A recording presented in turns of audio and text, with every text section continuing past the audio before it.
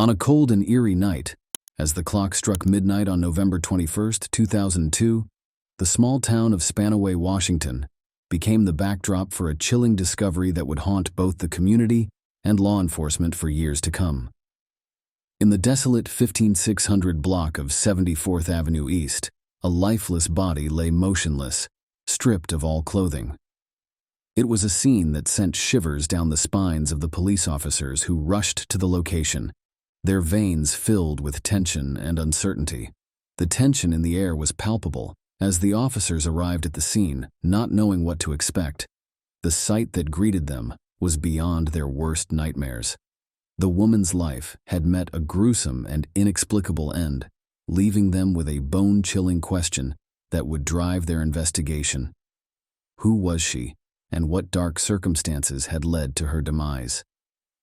Despite the initial shock and the absence of immediate clues, the detectives were resolute in their determination to uncover the truth. They meticulously combed every inch of the surrounding area, searching for any shred of evidence that could provide them with the answers they so desperately sought. However, the scene remained eerily silent, offering no hints as to the sinister events that had unfolded there. One peculiar detail that struck the investigators was the absence of any visible marks or signs of violence on the victim's body. This observation led them to believe that the woman had likely met her fate elsewhere and had been unceremoniously dumped on the side of the road. As the woman's lifeless form was carefully transported away from the grim scene, the detectives stood in stoic silence, their faces etched with fierce determination. Their minds raced with thoughts of the arduous investigation that lay ahead as they plotted their next moves. It was a solemn vow they made to themselves and the memory of the victim. They would not rest until every stone had been turned, every lead had been followed, and the elusive culprit brought to justice. The subsequent autopsy conducted on the woman would reveal a horrifying truth. She had been strangled to death. But the Pierce County Medical Examiner's Office was not content with just this revelation. Recognizing the critical importance of every possible clue in solving a case of this magnitude, they took a DNA sample from the victim's body. Furthermore, through the careful examination of fingerprints, the Pierce County Medical Examiner's Office was able to identify the woman. Her name was Sharon Van Gilder, a 39-year-old devoted mother of 2 children and a beloved member of her community. Sharon had grown up in Enumclaw, surrounded by several siblings, but little was known about her early life. Those who had the privilege of knowing her described Sharon as a kind and caring person, always willing to lend a helping hand to those in need. Her tragic and inexplicable death left a profound void in the lives of all who had known her. The shock of her passing rippled through her community, leaving her friends and neighbors in disbelief. As the investigation into Sharon's death unfolded, detectives were met with more questions than answers. However, they were determined to crack the case and provide Sharon's grieving family with the justice they so rightfully deserved. As they delved deeper into their investigation, they uncovered a crucial piece of information. Sharon had been last seen leaving a bar in Tacoma with a man named Miguel Angel Urbano Vasquez. This discovery immediately placed Miguel under the intense scrutiny of law enforcement, making him a prime suspect in the case. The authorities launched an all-out effort to locate and apprehend him. Simultaneously, the Washington State Patrol Crime Lab worked tirelessly to gather additional evidence, including DNA samples taken from the crime scene. These samples were destined to play a pivotal role in the unfolding drama. However, capturing Miguel proved to be a daunting task, and he managed to evade the authorities, escaping to Mexico just as they were closing in on him. Despite their best efforts, detectives were unable to track him down. As time passed, the investigation ran dry and the case went cold, leaving Sharon's loved ones with heavy hearts and no closure. Meanwhile, Miguel continued to live his life freely, seemingly oblivious to the relentless pursuit of justice that was never going to give up on finding him. But the story was far from over. In 2012, a glimmer of hope emerged for the investigators when the Pierce County Sheriff's Department established a cold case unit. A dedicated and determined detective named Tim Cobble took over Sharon's murder case. Tim threw himself into the investigation with unwavering resolve, determined to solve the mystery that had remained unsolved for years. During his painstaking probe, Detective Tim made a shocking discovery. It was a revelation that sent shockwaves through the Tacoma community. A series of crimes had occurred around the same time as Sharon's murder, and the same man was connected to all of them: Miguel.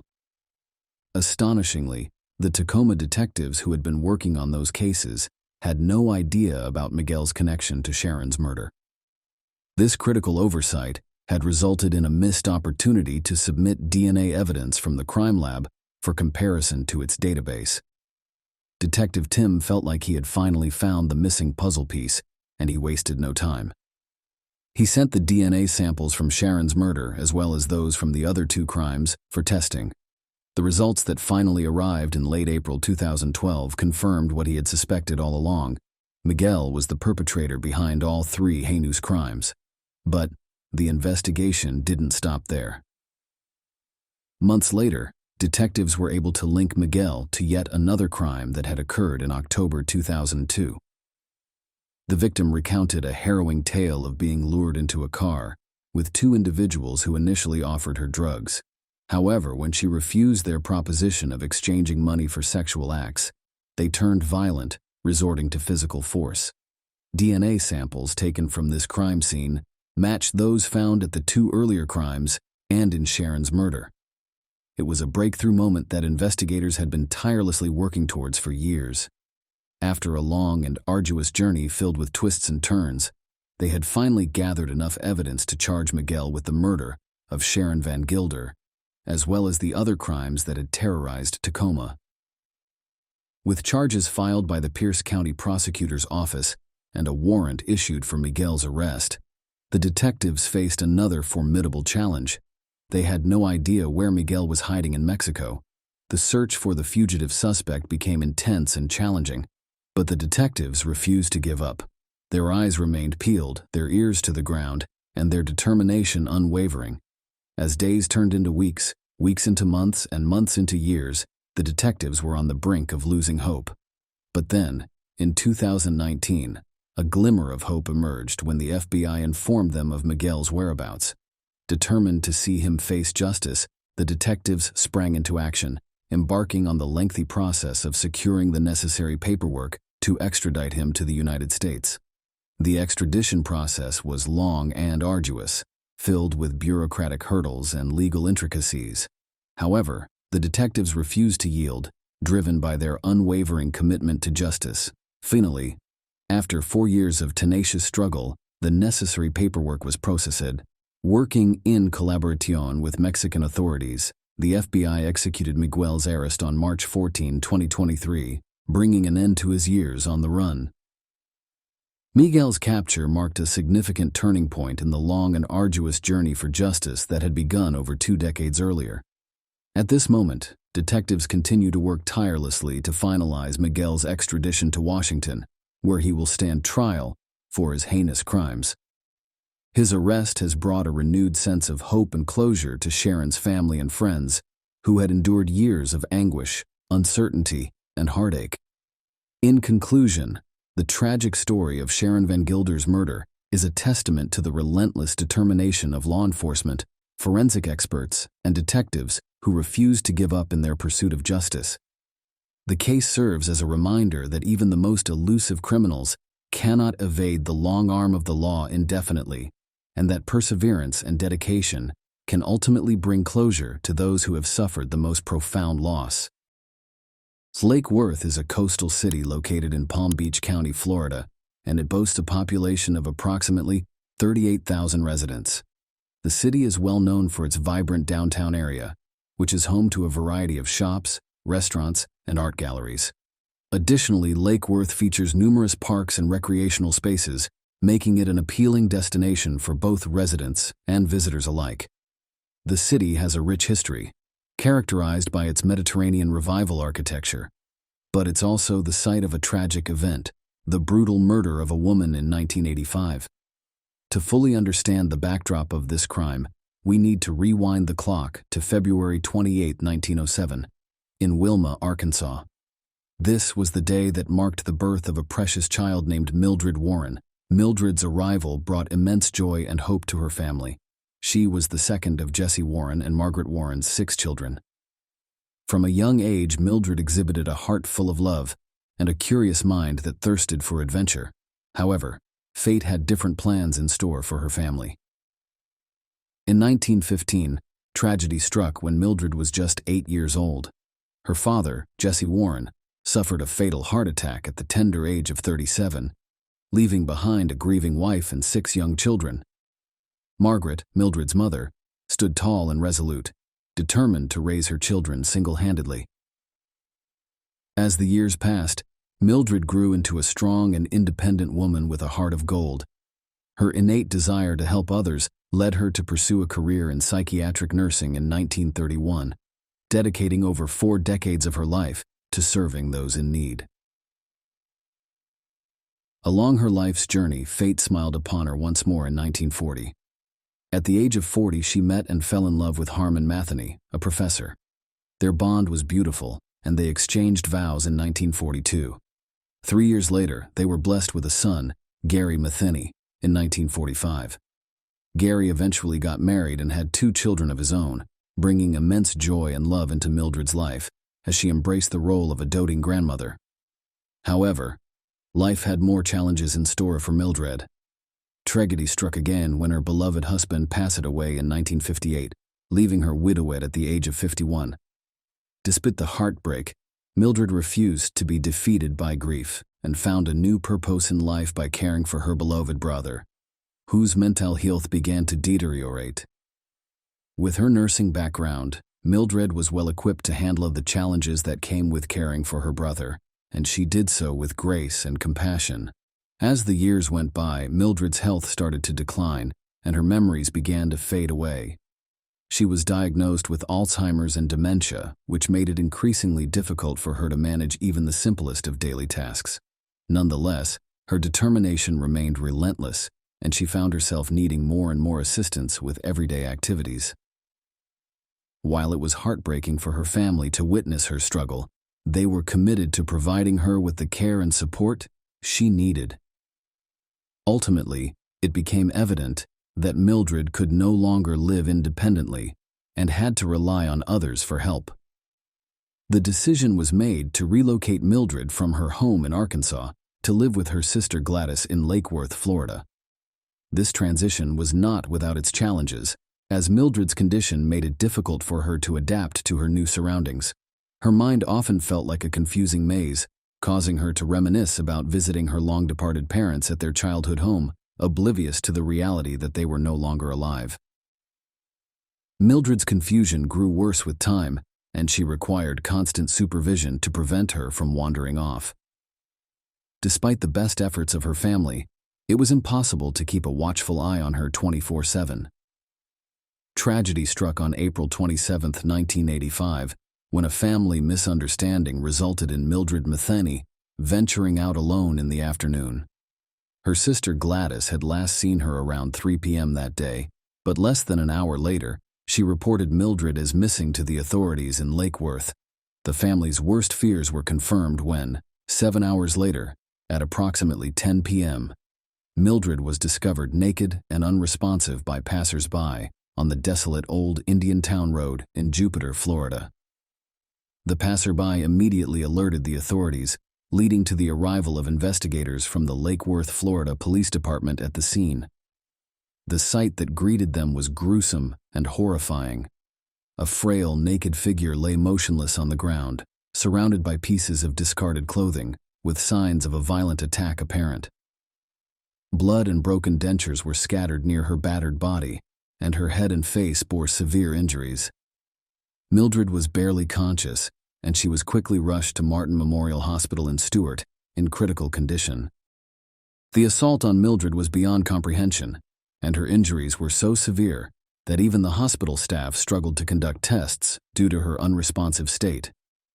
Despite their best efforts, Mildred Matheny succumbed to her injuries 11 days later, on May 8, 1985, at the age of 78.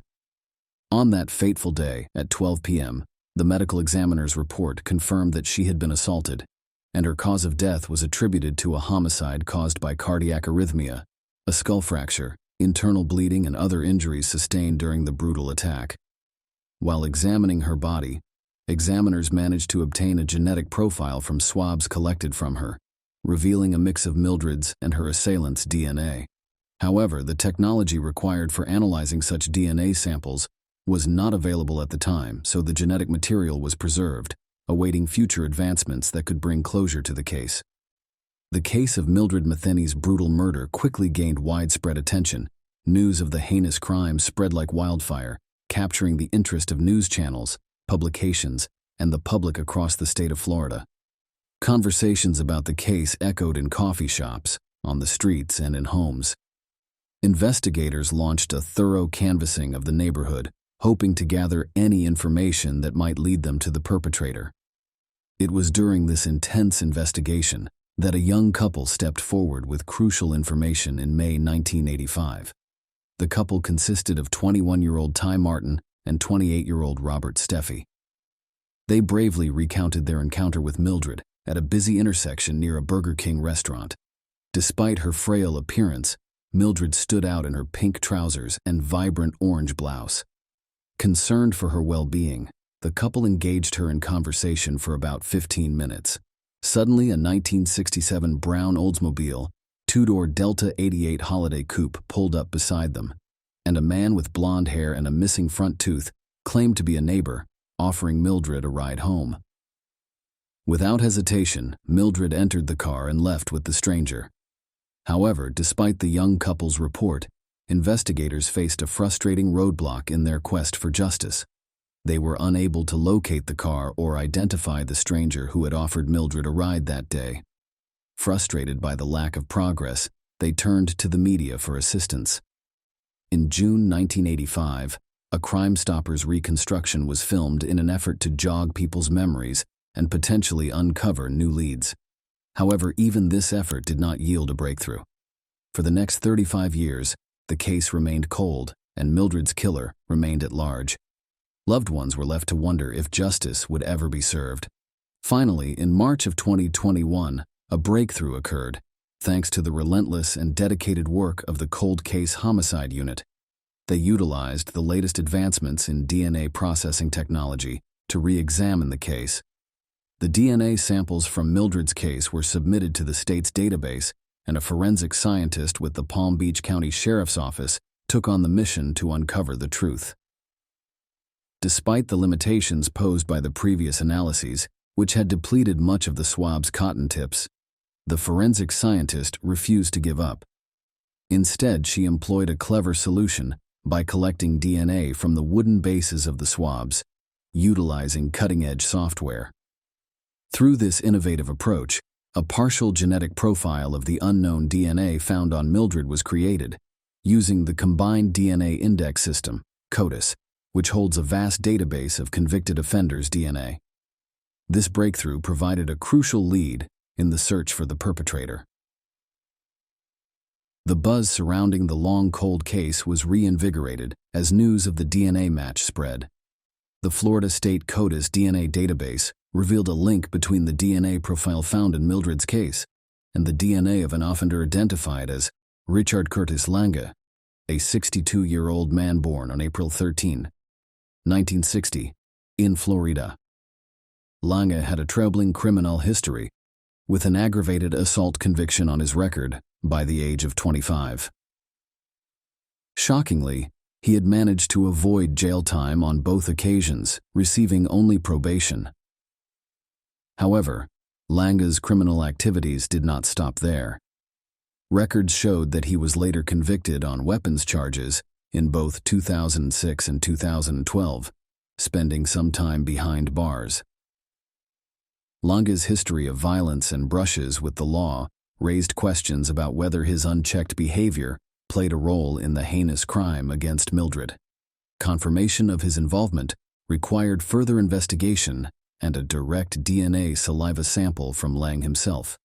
To obtain this final confirmation, the sheriff's office secured a DNA confirmation search warrant against Lange.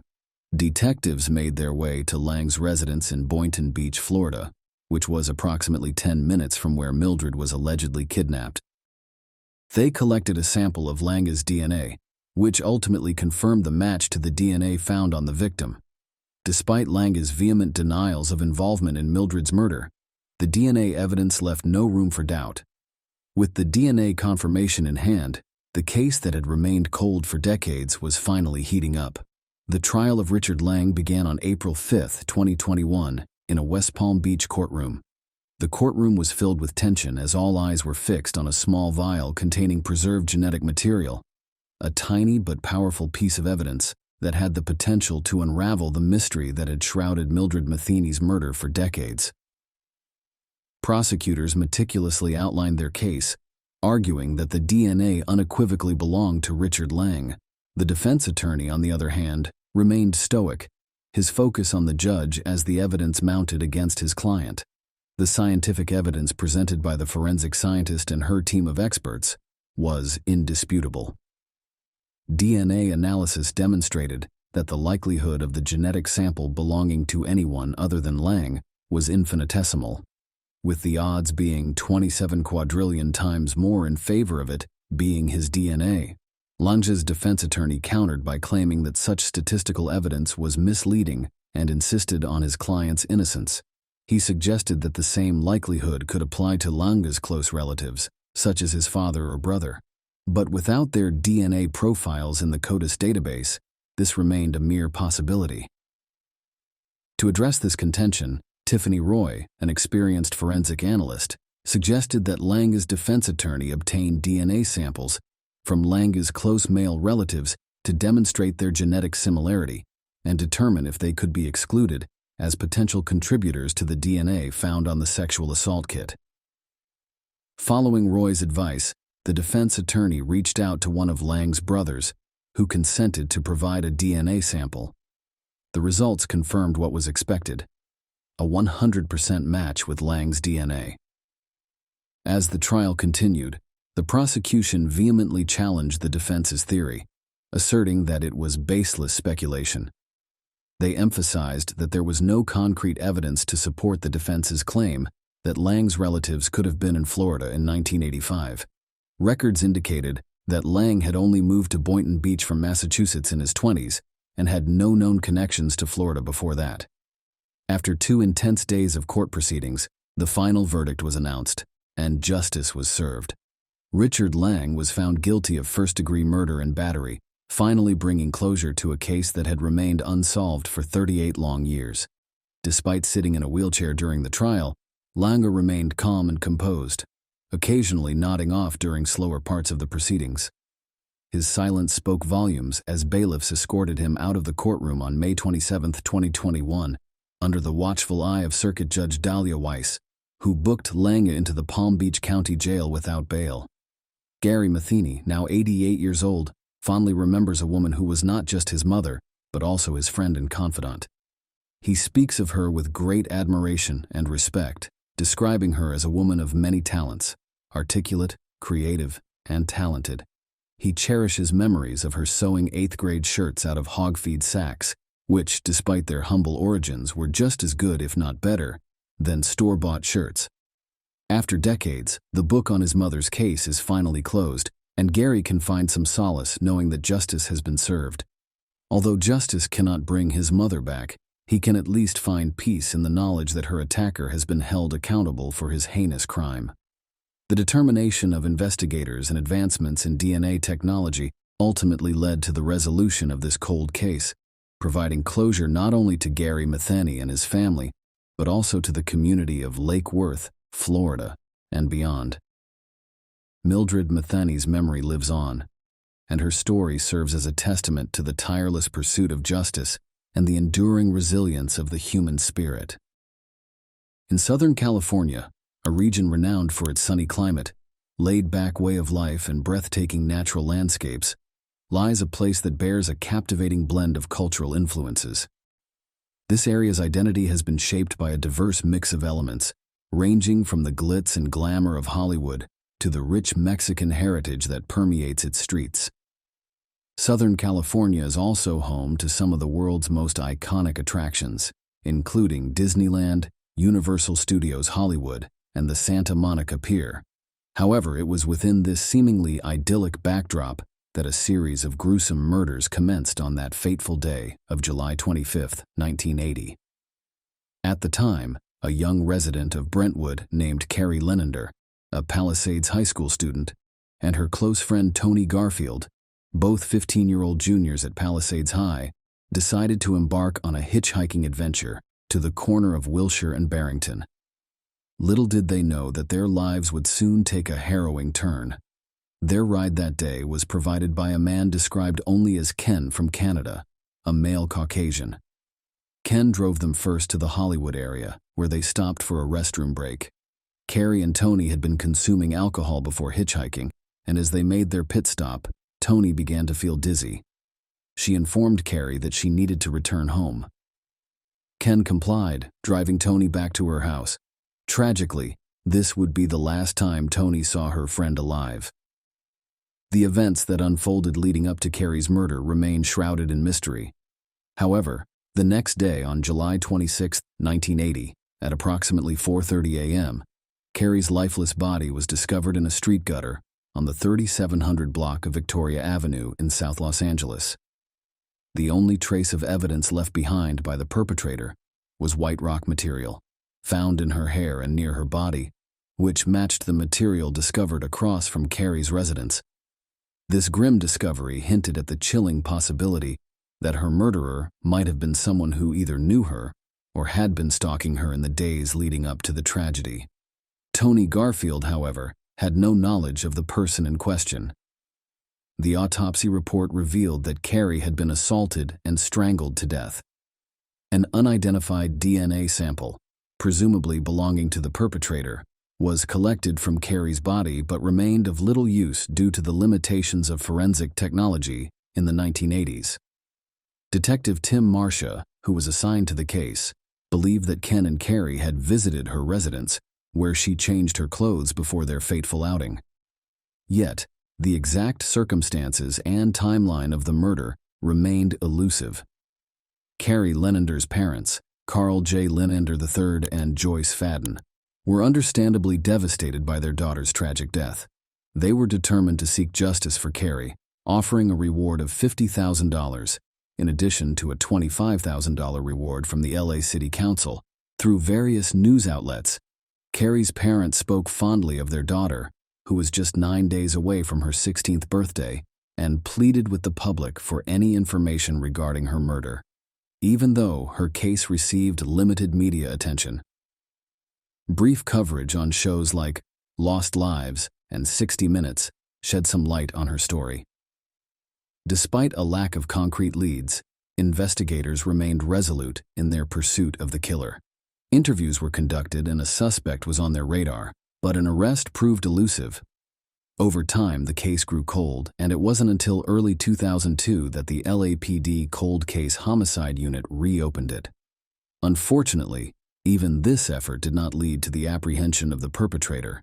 For the next 2 decades, the case languished in the archives of the Los Angeles Police Department, while Carrie's family grappled with the pain of their loss and the lingering quest for justice. It wasn't until 2022 that the case saw a dramatic development when DNA evidence finally connected a 76-year-old man named Billy Ray Richardson to the crimes. However, the details of how this connection was made after more than 4 decades remain undisclosed. Surprisingly, investigators also linked Richardson to 3 additional murders in Southern California from the 1980s and 1990s. Among these crimes were the killings of 25-year-old Beverly Cruz and 22-year-old Deborah Cruz, whose naked bodies were discovered in an apartment in West Los Angeles. Another victim, 28-year-old Trina Wilson, was found with her throat slashed in Inglewood on December 31, 1995. All 4 murders appeared to be sexually motivated. On July 14, 2022, Billy Ray Richardson was arrested in Fort Worth, Texas, on charges of multiple murders, sexual assault, and burglary. He was subsequently extradited to Los Angeles to face trial and was held in Tarrant County Jail while awaiting legal proceedings.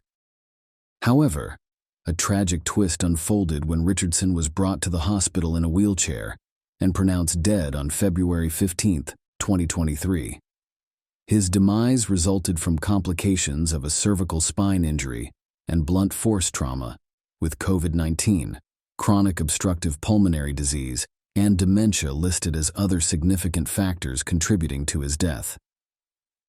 Deputy District Attorney Beth Silverman expressed sadness for the victims' families, acknowledging that they would never witness Richardson being held accountable for his heinous crimes.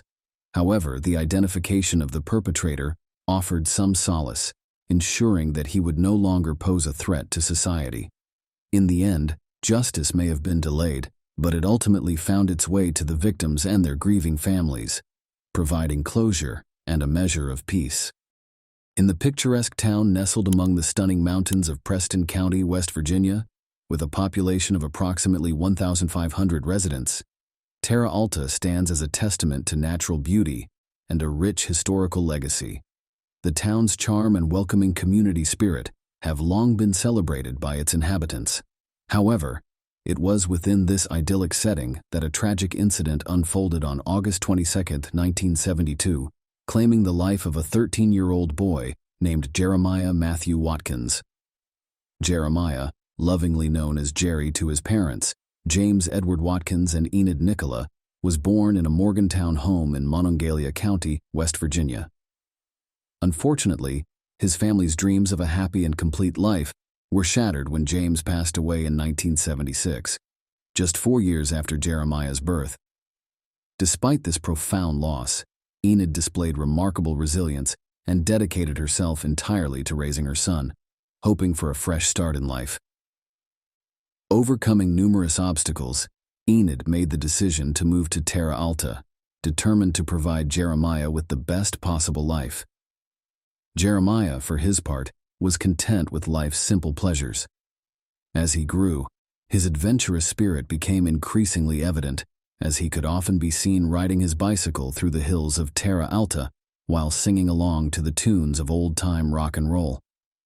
It remains uncertain whether Enid ever remarried, but in the mid-1980s, she welcomed a daughter named Jamie Jeremiah into their lives. Jeremiah cherished his baby sister immensely and cherished every moment spent with her. He would play with her for hours, bringing laughter to her little world. Despite his gentle and patient nature with his younger sibling, Jeremiah eagerly awaited the day when Jamie would take her first steps, sharing candy and tender moments with her. The last time Jeremiah laid eyes on his beloved sister was in 1985, when he was 13 years old, and Jamie was approximately a year old. While the exact date is unclear, it was in early November of that year when Jeremiah left home to explore the town, but tragically never returned. When Enid could not locate her son anywhere in Terra Alta, she reported him missing. This marked the beginning of a distressing period, not just for Jeremiah's family, but for the entire state of West Virginia, as it coincided with a devastating flood that swept through the region. The flood, one of the deadliest natural disasters in West Virginia's history, claimed 47 lives, injured countless others, and caused extensive property damage totaling an estimated $580 million. Amid the chaos and destruction, the search for Jeremiah was severely hampered by the floodwaters. Despite the relentless efforts of law enforcement, the 13-year-old boy remained missing, and Enid clung to hope for his safe return. However, that hope was shattered on November 2, 1985, when officers stumbled upon a shallow grave along the railroad tracks in Terra Alta. Upon closer examination, they made a gruesome discovery. Jeremiah's lifeless body lay in the shallow grave. Initially, it appeared as though he had fallen victim to the devastating flood. However, a closer inspection revealed a stab wound on Jeremiah's body, suggesting a more sinister and violent end. The investigation swiftly transitioned into a homicide inquiry as law enforcement scoured the area for clues. Unfortunately, luck did not favor the investigators, as the flood had washed away potential evidence, leaving them with more questions than answers. An autopsy revealed that Jeremiah had suffered a brain bleed from blunt force trauma to his head, but the fatal blow had come from the stab wound in his back. The loss of Jeremiah devastated his family, who grieved in silence while hoping for justice to be served. The Terra Alta detectives worked tirelessly, interviewing numerous individuals and pursuing every lead. But their efforts yielded no suspects or arrests. As time passed, the case grew cold, and Enid, frustrated by the lack of progress, attempted to move forward with her life as Jamie grew older. Nevertheless, the questions surrounding her brother's death continued to haunt her. In the early 2000s, while attending college, Jamie made the courageous decision to reach out to authorities in an attempt to uncover the truth about her brother's murder. Regrettably, her efforts were met with discouragement, as many believed that finding the culprit after so many years was unlikely. In February 2023, Captain Tian Ticknell of the Preston County Sheriff's Office took it upon himself to revisit the decades-old unsolved murder case of Jeremiah. He delved deep into the case, meticulously reviewing old files, interviews, and witness statements. During this thorough examination, Captain Ticknell stumbled upon an interview with a young man named David Monroe Adams.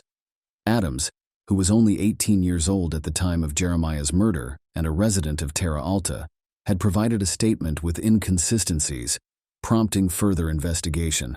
Authorities have not disclosed the specific inconsistencies that caught Captain Ticknell's attention, but they soon located David Adams, who was living in Westover, West Virginia. After several interviews, Adams initially denied any involvement in Jeremiah's death. However, during one of these interviews, he finally confessed to the murder. Adams revealed that on that fateful day in November 1985, he had engaged in a heated argument with Jeremiah over a stolen bicycle. This disagreement had escalated into a violent confrontation, with Adams striking Jeremiah in the face in a fit of rage. Unable to decide how to proceed, Adams dragged the injured boy to a nearby shed, where he ultimately fatally stabbed him. Afterward, he disposed of Jeremiah's lifeless body in a shallow grave near the train tracks. This confession marked a significant breakthrough in the case and provided a semblance of closure to Jeremiah's family, who had waited for justice for nearly 4 decades. David Adams, now 56 years old, was promptly taken into custody and charged with second-degree murder in connection to Jeremiah Watkins's death. He is currently being held on a $1 million bond in North Central. Upon hearing the news, Enid and Jamie were overwhelmed with a range of emotions. Although questions surrounding the murder still linger, they found solace in the fact that the perpetrator had finally been apprehended and could no longer pose a threat to anyone else. It was a bittersweet moment, one that allowed them to begin healing after years of uncertainty and anguish. Nancy McKeevers came into the world on October 16, 1954, in Portland, Oregon. She was born to proud parents, Henry Carl Pepper and Lenore Pepper. Nancy was the middle child in her family, having an older sister named Janet and a younger sister named Diane. From an early age, Nancy played a crucial role in keeping her family close-knit and harmonious. Her sisters fondly remember her as the peacemaker, possessing a heart brimming with love and a laid-back personality that strengthened their bond. Nancy's educational journey led her to Reynolds High School, where she excelled both academically and socially. With big dreams and a promising future ahead, she decided to pursue higher education at the esteemed Oregon State University. As she pursued her dreams, fate intervened in the form of Randall, the love of her life. The exact details of their initial meeting remained shrouded in mystery, but it quickly became apparent that their love story was destined to unfold. The couple tied the knot and settled in the peaceful city of Tigard, Oregon, where they soon welcomed their bundle of joy, baby Ross, around 1982, completing their idyllic family picture. However, as life often does, it took an unexpected turn. On the bleak winter morning of January 2, 1983, tragedy struck the tranquil suburb of Tigard. A frantic call reached the local sheriff's office, with Randall, Nancy's husband, reporting a devastating incident. His wife had taken her own life. Deputies sprang into action, racing to the couple's residence to assess the situation. What they encountered upon arrival sent shivers down their spines. Nancy lay lifeless on the floor, a gunshot wound to her head, with a Smith & Wesson revolver nearby, the apparent instrument of her demise. Randall stood nearby, visibly distraught, with their young son at his side. The deputies wasted no time and rushed Nancy to the nearest hospital, but their efforts were in vain. Despite their best attempts, she was declared dead. As investigators sought answers, they turned to Randall for an explanation. His account of the events was initially perplexing. He claimed there had been a struggle over the gun, with him attempting to wrest it from Nancy before it was too late. However, as the investigation unfolded, Randall's narrative underwent a transformation. Now he asserted that he had merely walked in on Nancy as she pulled the trigger, with no physical altercation. Detectives were left perplexed, grappling with the challenge of uncovering the truth behind this tragic incident. Despite the initial assertion of suicide by Randall, their suspicions were piqued. They understood the need to delve deeper into the available evidence, seeking the assistance of the Washington County Medical Examiner's Office, the Oregon State Police Medical Examiner's Office, and the Oregon State Police Crime Lab. These agencies embarked on a meticulous examination of the crime scene, collecting forensic evidence and scrutinizing the gun allegedly used by Nancy. As the evidence was scrutinized, discrepancies began to emerge. Nancy's hands showed no traces of gunpowder residue, indicating that she had not fired the weapon. Furthermore, her clothing bore signs of charred particles in 2 areas, suggesting a struggle or attempt at self-defense. Most damning of all was the distance between the gun's muzzle and the wound on Nancy's head, a distance inconsistent with suicide and pointing firmly towards foul play. With the pieces of the puzzle gradually falling into place, all signs began pointing towards Randall. In the month following Nancy's tragic passing, detectives received a series of phony calls from coworkers and friends of Randall, revealing an unsettling reality. It emerged that Nancy had been contemplating divorce, and there were troubling indicators in Randall's behavior that suggested he may have harbored intentions to harm her. As the investigation continued, authorities requested that Randall undergo a polygraph examination to aid in their quest for the truth. However, he adamantly refused and even ceased cooperating with the investigation entirely. Despite the mounting evidence and Randall's suspicious actions, the case reached a frustrating impasse by August 1983, leaving Nancy's loved ones without answers or closure. Nearly 4 decades later, in August 2022, Detective Enel Sarich and the Violent Crimes Unit decided to breathe new life into the investigation. Armed with advanced technology and forensic techniques, they re-examined the evidence with a fresh perspective. The Oregon State Police Crime Lab reviewed the 1983 lab results, which only strengthened the belief that Nancy had not taken her own life.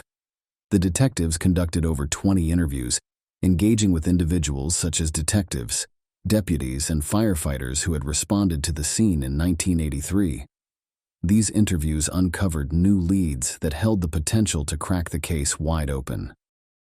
In January 2023, detectives finally had the opportunity to speak with Randall, who was still residing in Tigard. During the interview, Randall disclosed seeking therapy to cope with the trauma of Nancy's death.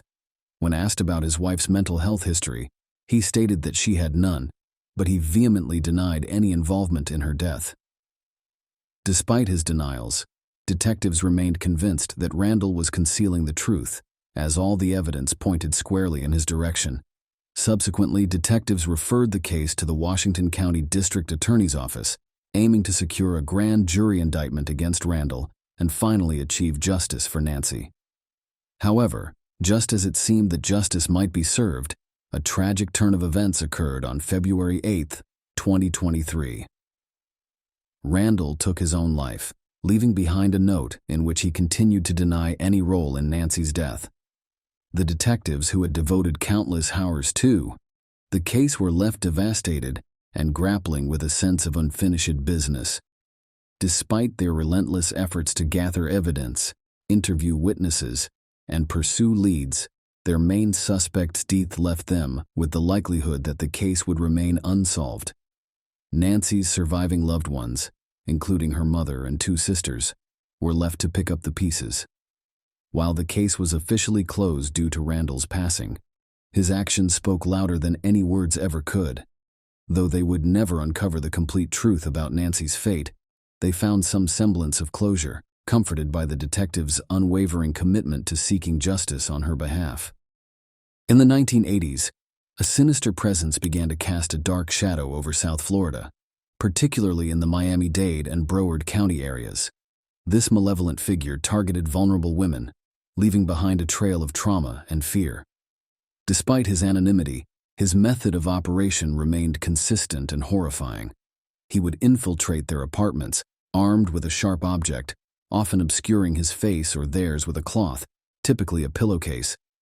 His modus operandi included menacing threats, not only against the women, but also their loved ones if they dared to call for help.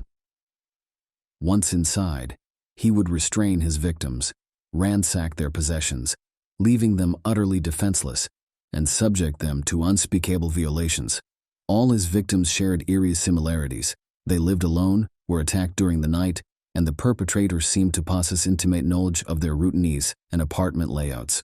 One survivor, identified as Catherine, recounted how the intruder had rifled through her wallet, knew her address, and even her name, instilling paralyzing fear in her. South Florida became a place of dread and apprehension as he continued his reign of terror. As fear gripped the community, the media was quick to broadcast news of this monstrous assailant lurking in the shadows. The situation was dire, and law enforcement realized they needed to act swiftly. Task forces comprising highly skilled and determined officers were established across the two counties. The stakes were high, and the pressure to apprehend the culprit mounted. Investigators tirelessly pursued leads, amassing an impressive volume of evidence, yet the identity of the criminal remained elusive. Unfortunately, the technology of that era was not advanced enough to process the evidence from the crime scenes effectively, so it was stored with the hope that future technological advancements would help bring the perpetrator to justice. However, a glimmer of hope persisted in the form of a rare O-blood type subgroup. By 1987, the trail had gone cold, and the task force set up to capture the enigmatic criminal was disbanded in 2019. Then Sergeant Cami Floyd, by chance, stumbled upon the case and became captivated by it. She poured countless hours into studying the evidence, determined to find a lead. Despite hitting numerous dead ends, she refused to concede defeat. In an unexpected turn of events in 2019, Robert Kohler Jr., a 29-year-old man, was arrested on charges of attempted burglary, domestic violence, and criminal mischief. Pursuant to protocol, his DNA was collected and entered into a federal database. Astonishingly, his DNA matched a sample collected from a December 1983 case in Miami-Dade. In this incident, a 25-year-old woman had been forced to cover her face with a blanket before being attacked with a sharp object, presumably an ice pick. Remarkably, she survived the assault, but there was a startling twist. Robert Kohler Jr. had not even been born at the time of the crime. This revelation implied that the perpetrator in the 1983 case was related to him, most likely his father, Robert Eugene Kohler. With the elder Kohler now a prime suspect, investigators delved deeper into his history and uncovered his unsettling past as a registered sex offender, having committed crimes in Palm Beach County in 1990. He had been sentenced to probation but violated it, leading to a 120-day jail term. However, because DNA collection was not mandatory at that time, no DNA sample had been obtained from him. Determined to build a watertight case against Kohler Sr., investigators decided to closely monitor him. On January 16, 2020, they meticulously followed him to a grocery store, collecting DNA swabs from items he touched, including a shopping cart and a door handle. These samples were quickly sent to the Miami-Dade Police Department's crime laboratory for testing, with results confirming a match with the DNA from the 1983 crime scene. This breakthrough, however, necessitated a final confirmation, with DNA directly collected from Kohler's body. On January 18, 2020, law enforcement officers from various agencies and cities descended upon Kohler's residence in Palm Bay to arrest him. During their search, they stumbled upon a chilling discovery: a partially constructed dungeon sending shivers down their spines. Furthermore, they uncovered women's jewelry and a metal nail file, believed to be trophies from his crimes. Following his arrest, fresh DNA swabs were collected from Kohler and matched with the original specimens from approximately 24 suspected cases. The evidence was damning, and detectives collaborated tirelessly with prosecutors to bring 6 sexual assault charges against Kohler Sr., including sexual battery, kidnapping, and burglary, among others. Just when it appeared that justice had been served, the Broward Sheriff's Office announced 2 years later that Kohler would face an additional 6 charges in their county. Kohler, however, remained steadfast in maintaining his innocence.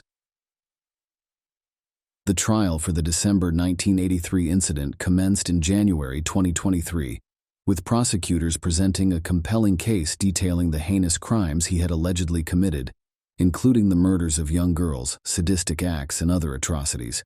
In contrast, Kohler's defense team argued that there was insufficient evidence to prove his guilt beyond a reasonable doubt. During the trial, the 63-year-old Kohler shocked everyone with his testimony. He claimed that he had been drugged, kidnapped, and tortured by corrupt police officers who had extracted his semen and planted it at the crime scene. According to him, the motive behind this sinister plot was to justify increased police budgets. On March 16, 2023, the verdict was finally delivered, finding Kohler guilty of 2 charges: kidnapping while using a weapon and burglary with assault or battery while armed. The sexual battery charge had to be dropped due to the expiration of the statute of limitations. Kohler was sentenced to 17 years in prison for his crimes, though he still faced additional charges in Broward County, which could result in further years behind bars if he is found guilty. Battle Creek, located in southwest Michigan, is a welcoming town celebrated for its friendly neighborhoods and robust economic industry. As a thriving community in the United States, it boasts a diverse population of residents. Among those residents was an innocent 21-year-old girl named Ashley Parlier in the year 2005, a year that would forever change the course of her life. Ashley Parlier was born on October 16, 1983, to Sherry and Russell Parlier. She grew up as a shy and quiet child, with only a few close friends. Her family had always been concerned about her trusting and naive nature. Ashley's older sister, Nicole Campan, remembered her as a trusting soul who believed in the inherent goodness of people. Ashley saw the world through a lens of positivity, always hoping for the best in others. Ashley, with her brown eyes and a beautiful smile that showcased her crooked teeth, graduated from Battle Creek Central High School and found employment at the nearest Taco Bell restaurant located on Northeast Capitol Avenue. At the age of 21, she was a lean and petite girl, weighing just 100 pounds. Her mental capacity was estimated to be that of a 12 to 14-year-old, which made her particularly vulnerable. In 2005, Ashley's life took a tragic turn. She found herself pregnant, a fact that deeply worried her parents, Russell and Sherry Parlier. They urged her to see a doctor and receive prenatal care, but Ashley resisted their intervention. Frustrated and upset, she left her family's home in Bedford Township, a neighborhood called Urbandale in Battle Creek, on June 12, 2005. All she had with her was $700, which she had been saving to purchase a car. Little did her family know that this would be the last time they saw her. Initially, her family assumed she had gone to a friend's house to blow off steam and expected her to return soon. However, as days turned into weeks without any sign of Ashley, their worry grew. Finally, about a week later, they decided to report her missing to the police. The authorities released information about Ashley's physical appearance, describing her as 5 feet 9 inches tall and last seen wearing a checkered shirt and blue jeans paired with brown leather sandals. The police received several tips from the public, indicating sightings of Ashley in different parts of the city, with a focus on the Houghton Lake area. Unfortunately, all these leads turned out to be dead ends, leaving her family increasingly anxious. As the investigation continued, suspicion turned toward Ashley's parents, who had not immediately reported her disappearance. Her father agreed to take a polygraph test and was cleared of any wrongdoing. However, Ashley's mother, Sherry, who was showing signs of Huntington's disease, declined to undergo the polygraph. Nicole, Ashley's sister, defended their parents, explaining that the family had been embroiled in an argument, and they assumed Ashley needed time to process things and would return soon. In their small Michigan town, sudden disappearances were rare, and they never imagined it would take years to uncover the truth. The police also looked into Ashley's ex-boyfriend, suspecting him to be the father of her unborn child. However, their investigation did not yield any conclusive evidence tying him to the crime. Despite their dedicated efforts, the police could not find any leads, suspects, or evidence related to Ashley's disappearance, and the case eventually went cold. In March 2021, officers renewed their efforts to uncover the truth about Ashley's disappearance. Detectives from various law enforcement agencies, including the Calhoun County Sheriff's Department and the Michigan State Police, joined the investigation. Sheriff Steve Hinckley even informed the media about the extensive efforts made to solve the case, including trips to California, Maryland, and Pennsylvania. A breakthrough in the case came unexpectedly when Pennsylvania law enforcement contacted Calhoun County officers in January 2021.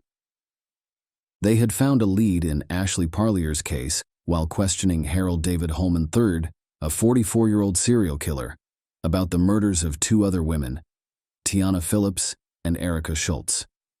Holman, seeking to avoid the death penalty, requested that all three cases be merged, shocking the detectives who had not previously connected him to Ashley's disappearance. Further investigation revealed that Holman had committed another horrific murder, this time admitting to killing Ashley Parlier. All that remained were the answers and reasons behind this heinous crime. Harold David Holman III was born on November 29, 1978, and had lived in Germany during his late teenage years. His criminal tendencies emerged when he was just 20 years old. On May 30, 1999, Holman was sitting around a campfire when he attacked Joseph Whitehurst, a 21-year-old son of an Air Force colonel. Holman felt threatened by Joseph's dancing and brutally assaulted him. Joseph was initially thought to be missing, but was later found outside Ramstein Air Base, bludgeoned to death with a club found at the crime scene. Holman's admission to this crime occurred after he was arrested for an unrelated offense and confessed to Joseph's murder. In Germany, Holman was tried as a juvenile, receiving a 6-year term at a reform school. After returning to the United States, he pursued a career as a truck driver. Holman's partial confession about Ashley's murder led to the Calhoun County Police Department taking over the case. It was revealed that Holman had been a resident of Battle Creek between 2002 and 2009, and he had crossed paths with Ashley at a bowling alley. To everyone's shock, it was confirmed that Holman was the father of Ashley's unborn child. During further interrogation, Holman disclosed chilling details of Ashley's last moments. He revealed that after her argument with her parents, Ashley had come to his house in Emmett Township, Michigan on the evening of June 13, 2005, seeking help for a pregnancy test. An argument escalated, and Holman violently assaulted Ashley, rendering her unconscious. He then transported her to the Pennsylvania hills, where he brutally bludgeoned her to death. Holman used a log to carry out the gruesome act and left her lifeless body in an overgrown field in Newton Township, 10 miles from town. He returned home, took a shower, and disposed of his bloody clothing at his workplace. Holman claimed that he felt deep remorse after killing Ashley and drowned his guilt in alcohol for weeks. He even revisited the location years later, finding only her skeletal remains. Holman's confession revealed his fascination with serial killers, particularly citing the influence of movies like Silence of the Lambs and the character Hannibal Lecter. When asked which homicide he remembered the most, he replied that he could vividly recall all of them, and admitted that had he not been apprehended, he would have continued to kill. Holman, who had been diagnosed with schizophrenia, revealed that he had planned to kill again after several years. On June 13, 2018, he targeted a new victim, a mother of 2 children named Tiana Phillips, who subsequently disappeared without a trace. Similarly, on December 6, 2020, Erica Schultz, a 26-year-old autistic woman, had arranged to meet an online date named Dave. The date went awry, and Erica went missing, prompting her worried family and friends to contact the police. Law enforcement examined Erica's contact history and identified Holman as the prime suspect. On December 27, 2020, a Norfolk Southern police officer arrested him along railroad tracks in Duncannon, Pennsylvania, with a self-inflicted wound. Holman expressed a desire to die for his sins and confessed to the murders of Schultz and Phillips. While receiving medical treatment in the hospital, he was subsequently sent to jail. In jail, Holman wrote a letter to his ex-wife, providing a chilling account of his brutal actions in killing Tiana Phillips. He expressed that there was no real reason to kill Tiana other than seeking the rush he experienced during his murders. Holman nonchalantly described it as, "just like another day in the park." It became evident that Holman was not an ordinary criminal. He followed a distinct pattern in his killings. He would incapacitate his victims with blunt force trauma to the head, ensuring they were unconscious before attacking them. He would then dispose of their bodies without burying them and revisit the remains months later. Calhoun County Sheriff's Department Detective John Pignataro noted that Holman did not maintain a permanent address in Pennsylvania in 2021 and attributed his actions to a failed marriage. Holman held a distorted belief in alpha and non-alpha individuals, referring to a master-submissive dynamic. He believed that when his wife did not submit to him, he sought that dynamic in extramarital affairs. In a surprising turn of events, Holman eventually offered an apology to the Parlier family. He stated that he regretted Ashley's murder more than any other, but Nicole, Ashley's sister, could not accept an apology from a serial killer who had not only taken her sister's life, but also claimed 3 other innocent victims. Despite identifying the killer, Ashley remained missing, and her family continued to suffer. In an attempt to locate Ashley's remains, the police asked Holman to lead them to the area where he had left her body. As part of a plea deal with the Luzerne County District Attorney's Office, Holman agreed to cooperate in finding Ashley's remains in exchange for avoiding the death penalty. He guided Calhoun County Police to a wooded area at 6.5 Mile Road in Newton Township, south of Battle Creek. Despite the involvement of nearly 24 officers in a search on March 30, 2022, her body could not be located. Residents of the area recalled that the land had been farmland in 2005, but it had since been subdivided and sold to different property owners. Holman's inability to pinpoint the exact location where he had left Ashley's body frustrated the search efforts. Nevertheless, the police remained determined not to give up on finding her. In July 2021, Holman was charged with the murder of 21-year-old Ashley Parlier. Faced with the possibility of the death penalty, he pleaded guilty to the murders of Schultz and Phillips in September 2021, ultimately receiving 2 life sentences without the possibility of parole. Lucerne County President Judge Michael T. Val denounced Holman as evil for taking the lives of these innocent women for no reason. He described Holman's actions as unprecedented in his 30-year career. In February 2023, Holman pleaded guilty to the second-degree murder of Ashley Parlier. He was sentenced to 37.5 to 60 years in prison during his trial on April 10, 2023. Nicole, on behalf of her family, delivered a victim impact statement during Holman's trial. She was joined by the older sisters of other victims from Pennsylvania who had connected with her through a Facebook group called Bring Ashley Home. They found solace in their shared grief and vowed to remember their sisters for their goodness and kindness, not the man who took their lives.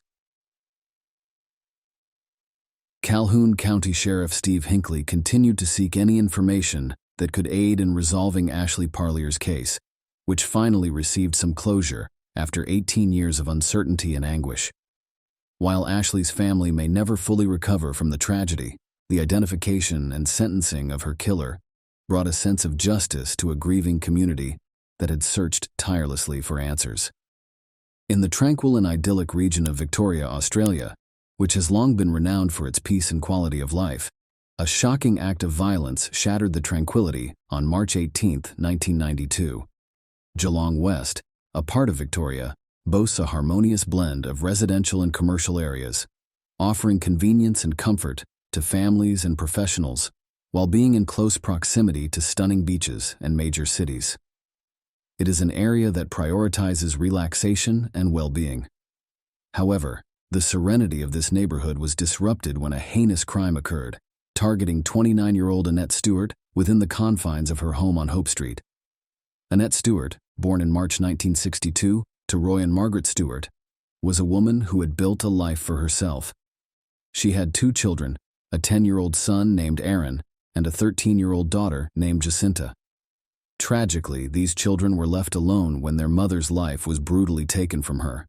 Annette was employed at the Winchester ammunition factory in Point Henry, but little information about her personal life was available to the public. To her children, Jacinta remembered her as a loving and ever-present mother. Annette had a vibrant personality and a wide circle of friends who cherished her deeply. She was brimming with energy and positivity, making her sudden and untimely demise all the more devastating. Just 2 weeks before her 30th birthday, on March 17, 1992, Annette concluded her workday at approximately 4 p.m. She then went shopping in Geelong with 4 male friends, creating pleasant memories with them. After returning home, they enjoyed a leisurely tea together. However, it was after her friends departed that Annette found herself alone in her house on that fateful day of March 18th. The following day, a friend who had been Annette's former flatmate stopped by. Seeing her car parked outside, he entered the house with the intention of meeting her. Little did he anticipate the horrors he would encounter within those walls. Instead of a warm reunion with his friend, he discovered Annette's lifeless and unclothed body. A cruel electrical cord cruelly tightened around her neck. He immediately alerted the authorities, setting in motion a thorough police investigation. An autopsy of Annette's body revealed that she had suffered head injuries and had been strangled in a horrific and brutal manner, making strangulation the cause of her death. During the initial stages of the investigation, the police faced a dearth of leads, and the case eventually went cold. It wasn't until 15 years later, in 2007, that a coroner named Ian West identified Annette's co-worker, Craig Cameron Rogers, as the primary suspect. Rogers had remained a person of interest throughout the investigation due to the accounts he had provided to the police. Annette's sister, Gillian Stewart, expressed her relief at the discovery and noted that it aligned with their expectations. However, no charges were filed against anyone at that time, and the police continued to explore potential suspects and leads without success. In a desperate bid to unearth a substantial lead, the Victoria Police Department offered a reward of $1 million to anyone who could provide pertinent information regarding the case. This reward offer came in January 2020, and it led to a significant breakthrough. Detectives from Victoria and Western Australia began to connect dots between murder cases, and they ultimately arrested a 52-year-old man named Darren John Chalmers in Perth's Wembley area. Chalmers emerged as a prime suspect in the disappearance and subsequent murder of a 59-year-old woman named Diane Barrett in Medina. Chalmers, when confronted, admitted to his guilt in the case of Diane Barrett. He disclosed that after having a meal at Diane's place, which was his neighbor, he lured her to his house for tea and then brutally attacked her. He injected her with methamphetamine, strangled her with his hands in a metal bar, and inexplicably discarded her lifeless body in a remote brushland. Chillingly, when he watched news coverage of the case on television with a friend, he casually remarked, "Yeah, it's a bit of a mystery, isn't it?" Detectives seized this opportunity to inquire about Annette Stewart, and the pieces of the puzzle began to fall into place. While the police did not immediately press charges related to Annette's murder, they issued a strong statement to the media. They declared that they were no longer actively seeking other suspects, and that the investigation would center around their interactions with Chalmers. The authorities were confident that they had finally identified Annette's killer. Subsequently, after transporting Chalmers from Perth to Victoria, he was officially charged with the murder of Annette Stewart in March 2023. As Chalmers' case unfolded, many aspects of his troubled life were brought to light. Born and raised in Victoria, he had been a ward of the state since his teenage years. Throughout his life, Chalmers had endured abuse at the hands of both men and women, which had fueled his growing rage, particularly towards women. His history was marred by violent outbursts, often exacerbated by drug use, especially methamphetamine. In the case of Diane Barrett, he was sentenced to life in prison with the possibility of parole in 2040, marking the end of one gruesome chapter in his life. Following an extensive investigation, during which investigators became increasingly certain of Chalmers' involvement in Annette's death, he was placed in custody pending his appearance at the Melbourne Magistrates Court on March 20th. During this appearance conducted via video link, Chalmers could be seen wearing glasses and prison attire.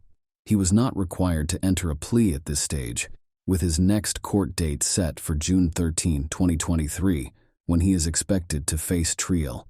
The exact motive behind Annette's murder remains unconfirmed, but it is a tragic event that robbed the world of a joyful life and a cherished individual. In conclusion, the peaceful and livable community of Geelong West, Victoria, was forever changed by the violent crime that took place on March 18, 1992. Annette Stewart's life was tragically cut short, leaving behind 2 grieving children and a community in shock. The path to justice was long and complex, involving years of investigation and the eventual arrest of Darren John Chalmers. While his trial is yet to take place, the hope remains that Annette's family and friends may finally find closure and the answers they seek regarding her untimely death. Todd Lampe, a man born in 1980 in Mississippi, emerged from a rather mysterious early life, with scant information available about his formative years. Nonetheless, one thing is certain. In 2002, he made a life-altering decision to leave behind his hometown in search of a fresh start. The picturesque coastal town of Hyannis, Massachusetts, became his new haven, a place where he would craft a new chapter in his life. People who had the privilege of knowing Todd often spoke of him in glowing terms. Described as vibrant and charismatic, Todd was a magnetic force within the community, radiating positivity that drew people towards him. His welcoming nature and infectious energy left a lasting impact on those he encountered. He was, without a doubt, a beacon of optimism in the lives of many. Adding to his identity, Todd was also the proud father of 3 beautiful daughters, each born to a different mother. Despite the inherent complexities of co-parenting, Todd remained steadfastly devoted to his daughters. He tirelessly worked to provide for them, channeling his every spare moment into showering them with love and attention. Nevertheless, Todd's life was not an unbroken chain of sunshine and rainbows. He had encountered his fair share of adversity and run-ins with the law. However, Todd was resolute in his refusal to allow his past to define him. He possessed an indomitable spirit and was determined to create a better life, not just for himself, but for his loved ones as well. Tragically, the course of Todd's life took a dark and unforeseen turn on February 27, 2011. At the age of 31, Todd was enjoying a tranquil evening at his Hyannis home. His girlfriend Tayasia was present, as were the mother of one of his daughters, along with her mother, Deborah Cook Warren. Curtis Collins, a close friend of Todd, arrived, and the group gathered for dinner. Following their meal, they settled into the bedroom to watch a basketball game. However, this peaceful evening was violently disrupted by the sudden sound of gunshots that reverberated throughout the house. Todd's screams pierced the air, prompting Tayasia to rush to the bedroom in a state of panic. What she witnessed there would haunt her for the rest of her life. Todd, standing with blood pouring from his body, had been shot. She hurried to his side, but it was tragically too late. The tranquility of the evening had descended into a horrifying nightmare. In a state of panic, Curtis called 911, and soon after, the police and paramedics arrived at the scene. Tragically, they discovered that Todd had already succumbed to his injuries. The investigators meticulously combed every inch of the house, searching for clues to unravel this disturbing mystery. Their examination led them outside the front bedroom window, where they discovered 3 .22 caliber federal ammunition shell casings, indicating that the shots had been fired from outside. But that wasn't all they found. A sweet potato with a flat cut on one end was also discovered, suggesting it had been used as a makeshift silencer to dampen the sound of the gunshots. The detectives couldn't help but draw a connection to a scene from the HBO crime drama series The Wire. where a sweet potato had been used as a silencer to mask a gunshot. As their investigation continued, they found a black Boost mobile cell phone in the grass near the corner of the house, which belonged to Curtis. He explained that he had lost it during the chaotic aftermath of the shooting.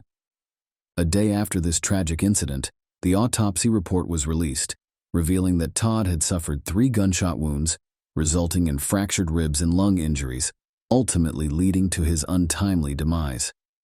This devastating news only fueled the determination of detectives Jason Laborer and Thomas Chevalier to bring justice to Todd and his grieving family. The 2 detectives wasted no time and called Curtis in for questioning. Curtis provided his account of the events leading up to the shooting, admitting to using his blue Sanyo phone. However, during the investigation, suspicions arose when the detectives reviewed Curtis's phone records. The call history on the phone didn't align with the call records obtained from the telecommunications company. Calls made and received by Curtis from a particular number just before and after the shooting were mysteriously missing from his phone's log. It appeared that Curtis had deliberately deleted them, raising further doubts. Their inquiry led the detectives to a man named Tavares Hampton, the individual Curtis had been communicating with before and after the shooting.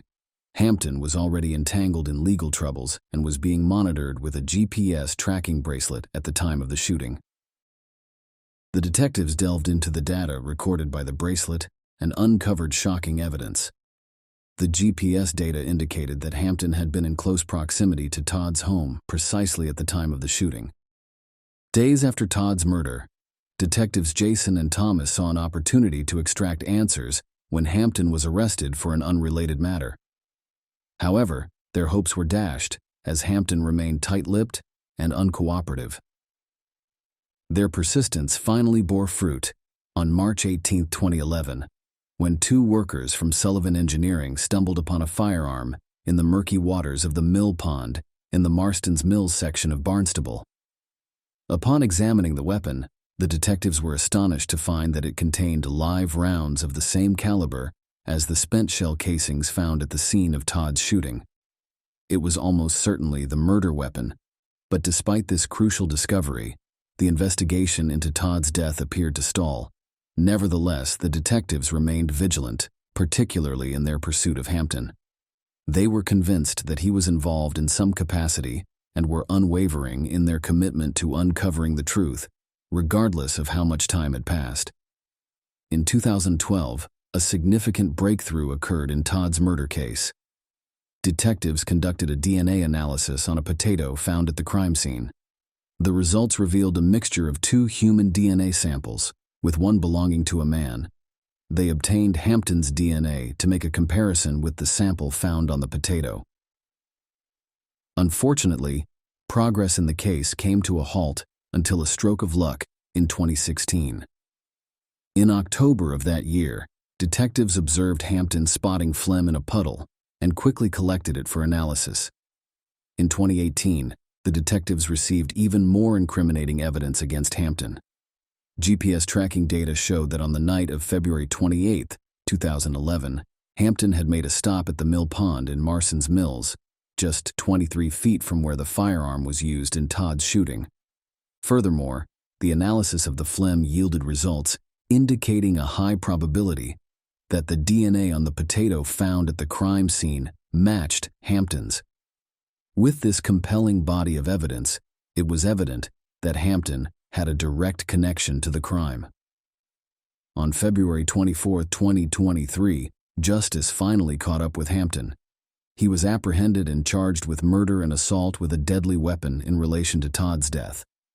On the 12th anniversary of Todd's tragic demise, which fell on February 27, 2023, Hampton appeared in court, where he pleaded not guilty. He was ordered to be held without bail, pending his probable cause hearing scheduled for April 5, 2023. A few days later, on March 7, 2023, Curtis, who had been considered a potential accomplice, was also taken into custody and charged with 1 count of murder. He appeared in court the following day and pleaded not guilty to all charges.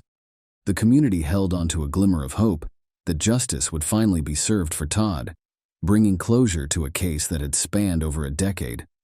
The road to justice had been long and arduous, but the persistence of detectives and the strength of evidence had brought them closer to unveiling the truth behind Todd's tragic death. Nestled in the heart of Knoxville, Tennessee, lies Buck Tom's Park. It may not have been the largest playground in the city, but it held a special place in the hearts of many families. For those seeking a tranquil escape from the urban hustle and bustle, this park was a haven. During the day, the sounds of children's laughter and the creaking of swings filled the air, creating a joyful atmosphere. However, as the sun set, the park's serenity took on a different tone.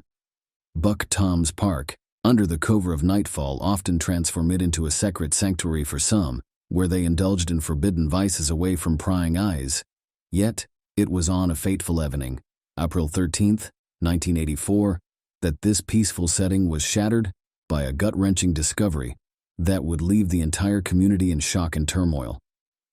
What was uncovered among the trees and playground equipment that day would haunt the memories of those who bore witness to it. The unfortunate discoverer of this horrifying scene was none other than a young girl from the neighboring community. She was innocent-hearted and inquisitive, and she had been playing near the park when something caught her eye: a lifeless body. As she cautiously approached the motionless figure lying amidst a pool of crimson, a shiver ran down her spine. The woman's face was concealed, buried in the dirt and leaves, but even from her vantage point, the child sensed that something was terribly wrong. With her heart racing, the young girl edged closer, only to be confronted by a sight that would scar her for life. The woman's clothing was disheveled, and her body bore gaping wounds. The sight of a shattered knife, with its blade and handle lying ominously nearby, sent shivers down the girl's spine. The brutality of the scene was almost unbearable, even for a child with innocence still in her eyes. Overwhelmed by fear, she ran towards the nearest adult, her voice quivering as she described the gruesome scene she had stumbled upon. Horror and panic gripped everyone who heard her account. The community was jolted into action, rallying concerned citizens who immediately contacted the authorities. In no time, Buck Tom's Park, once serene, became a hive of activity as police officers swarmed the area, their faces reflecting disbelief at the brutality of the crime. They wondered who could commit such an atrocious act. With the utmost care, the investigators meticulously combed the scene, searching for any evidence that might shed light on the victim's fate. Every stone was overturned, every bush scrutinized, but their efforts yielded nothing. It was as if the perpetrator had vanished into thin air. Finally, the victim's battered body was loaded into an ambulance and whisked away, leaving behind a trail of unanswered questions. The victim was soon identified as Terry Lynn Majors Kirkland, a 23-year-old woman born in 1960 with roots in Knoxville. Beyond these basic details, little was known about her life, including her upbringing, schooling, and the events that led to her tragic end. The news of Terry's death spread like wildfire throughout the community, eliciting shockwaves of grief and fear. Her family, upon receiving the devastating news, was left reeling with heartbreak and disbelief. How could Terry, so young and full of life, meet such a brutal end? But Terry's family was not alone in their grief. The entire community was rocked by the tragedy. People couldn't stop talking about it, struggling to come to terms with the violent incident that shattered their peaceful haven. The fact that such a horrific crime had occurred in a public space only added to the fear and paranoia gripping the community. Parents were afraid to let their children out of their sight, and even adults hesitated to venture out after dark. The once familiar streets and playgrounds now seemed to hold a sinister presence, a constant reminder of the darkness lurking beneath the surface. As the investigation progressed, the results of Terry's autopsy, conducted in Ontario, revealed a new and horrifying detail. Terry had not only suffered multiple stab wounds, but had also been struck in the head with a brutal blow. The investigation into Terry's murder soon became one of the most intense and exhaustive hunts for a killer in the history of Knoxville. Detectives worked tirelessly, conducting interviews, following leads, and scrutinizing every scrap of evidence. However, despite their best efforts, the killer remained elusive, taunting them from the shadows. In a desperate attempt to crack the case, former Tennessee Governor Lamar Alexander offered a substantial reward for information leading to the capture of Terry's killer. But even the promise of a cash windfall failed to coax anyone forward. For the detectives assigned to the case, it was a frustrating and demoralizing period. Every lead seemed to peter out into a dead end, and every interview yielded nothing but vague rumors and hearsay. As the years passed, Terry's family was left to grieve alone, and it seemed as though the killer had gotten away with murder, with justice for Terry forever out of reach. After years of silence, the investigation into Terry Kirkland's brutal murder was reignited in 2018. Detective Jeff Day from the Knoxville Police Department was assigned to the case, and he was determined to bring the killer to justice. As he delved into the case files, he became convinced that the killer was someone who knew Terry intimately. The level of violence indicated a personal motive, and Detective Jeff hoped that someone in the community would come forward with information. In that year, they had a strong suspect, but couldn't reveal their identity just yet. As the investigation continued, the people of Knoxville wondered if justice would finally be served for Terry. February 2023 marked a month of new beginnings for the Knoxville Police Department as they launched a brand new homicide unit. This unit was unlike any other, comprised of a team of highly skilled and experienced investigators dedicated to solving some of the city's most heinous and brutal crimes. Their mission was clear: to bring justice to victims and their families, no matter how long ago the crime had been committed. The homicide unit wasted no time getting to work, and one of the first cases they took on was the unsolved murder of Terry Lynn Majors Kirkland.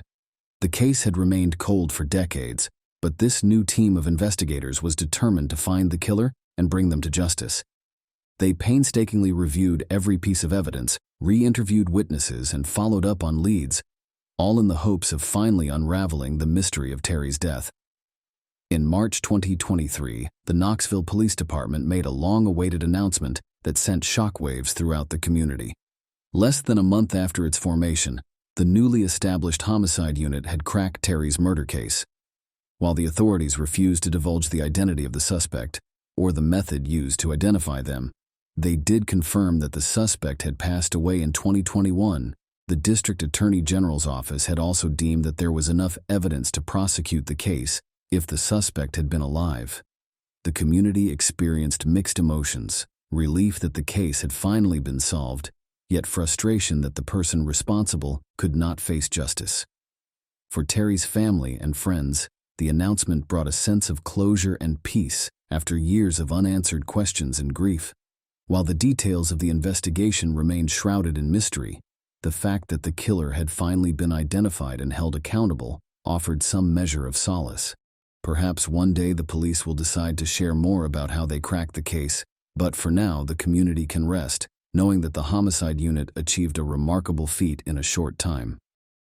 In the heart of Indiana lies a charming little town known as Kokomo, where life is simple and ideal for raising children. This quaint town boasts a reputation for its low crime rate, earning it the nickname City of Firsts. However, beneath its serene exterior, Kokomo harbors a dark and tragic tale that left its mark on the community forever. It's a story that revolves around a young woman named Destiny Pittman, whose life was tragically cut short on a fateful night in 2013, marking one of the town's first harrowing incidents. Destiny Pittman, born on January 9, 1992 in Kokomo, was the child of Melvin L. Douglas Jr. and Carla A. Pittman McCombs. Destiny had a close-knit family with siblings and many friends who cherished her for her beautiful smile and charming personality. Her mere presence had the power to illuminate any room she entered. Destiny nurtured dreams of a modeling career, brimming with excitement about her future endeavors. Just 8 months before her untimely demise, Destiny had purchased a house where she resided with her boyfriend and a roommate. Their home also included 2 children and 3 dogs, among them a Chihuahua and 2 pit bulls. The clock struck 9:33 p.m. on February 7, 2013, when a chilling call reached the Kokomo police, urgently requesting their presence at 815 James Drive. The report indicated a shooting had occurred. Responding swiftly, officers arrived at the scene by 9:40 p.m., discovering a bullet hole in the wall and the lifeless body of 21-year-old Destiny Pittman lying in a pool of her own blood. Tragically, Destiny was pronounced dead on the spot. What makes this case all the more bewildering is that everyone in the house at the time of the incident, including the dogs, bore witness to the shocking event. Two strangers had entered their sanctuary, ruthlessly ending the life of a young woman with her entire future ahead of her. They committed the heinous act, seizing cash and drugs before vanishing without a trace, leaving Kokomo in shock. Destiny Pittman's autopsy revealed that her untimely demise was due to a single gunshot wound to her chest, which pierced through her body and struck the wall behind her. A single .40 caliber shell casing was recovered from the crime scene. Subsequently, the police conducted interviews with Destiny's boyfriend and roommate to unravel the events that transpired that dreadful night. According to their accounts, there was a loud knock on the door, putting everyone in the house on high alert. Suddenly, the door was kicked in, and two armed intruders stormed into the premises. Destiny, perhaps unaware of the impending danger, confronted the intruders, who reacted by fatally shooting her. Chaos ensued as everyone in the house sought refuge, with Destiny's roommate and boyfriend unable to catch more than a fleeting glimpse of one of the intruders, represented by a solitary shoe. The intruders proceeded to ransack the house, with one of them voicing frustration, exclaiming, "Where the F is it?" After their nefarious act, the assailants fled the scene in a vehicle that remained unseen by the witnesses. Destiny's dreams, aspirations, and the promise of her future were all mercilessly extinguished on that tragic night in 2013. The roommate, though unable to identify the intruders visually, expressed her belief that they were African American, citing their urban-sounding voices as the basis for her assumption. However, she conceded that it remained a possibility that they could have been of a different ethnicity. Destiny's boyfriend, in his confession to the police, revealed that both he and Destiny had been involved in the sale of marijuana, although Destiny had withdrawn from the business after inheriting a sum of money. He admitted to having possession of a bag of marijuana and more than $2,000 earned from a recent drug sale a few days prior to the intrusion. The police surmised that the intruders might have been motivated by their knowledge of the drugs and cash kept in the house. Beyond these details, the police had little to go on, with no substantial leads to pursue. 2 years passed and it was now 2015, with the police still fervently working to unravel the mystery. The only information available was the cooperation of Destiny's boyfriend and roommate, who provided all the details they could recall. The dedicated detectives refused to relent, driven by the hope of bringing justice to Destiny and closure to her grieving family. In the midst of their anguish, Destiny's family struggled to come to terms with her tragic death. Her mother, Carla Pittman McCombs, preserved everything in the house as it was on that fateful day in 2013. The bullet hole remained untouched, along with all of Destiny's photographs. The only attempt at normalcy was the effort to remove the bloodstains from the bedroom floor. Carla's grief was unrelenting, and she often found herself in tears, battling depression. She clung to the hope that someone would come forward with information about her daughter's death, and she made her sentiments known in a media statement.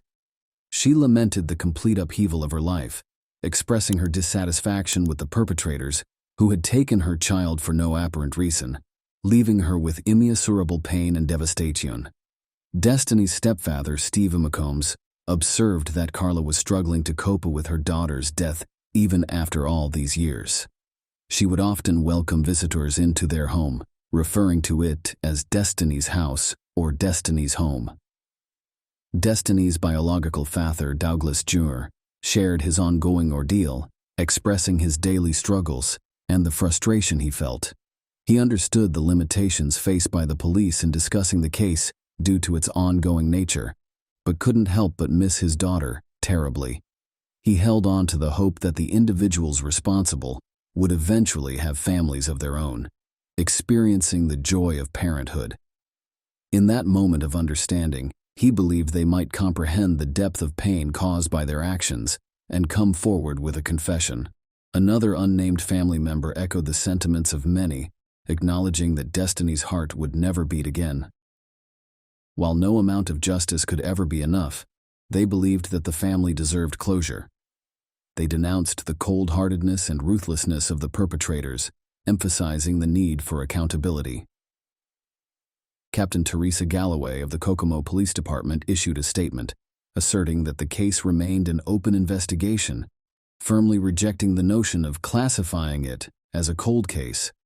They continued to welcome tips and pursue all leads diligently, urging anyone with information to come forward.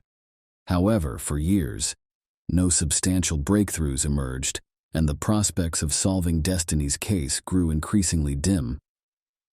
Hope was rekindled in 2021 when the Kokomo police renewed their plea for information regarding Destiny's homicide. They affirmed that her case remained open and that they had been diligently investigating all tips and leads received over the past 8 years. They beseeched the public, urging them to share any knowledge they possessed. However, as time passed, it seemed that Destiny's case would remain shrouded in mystery.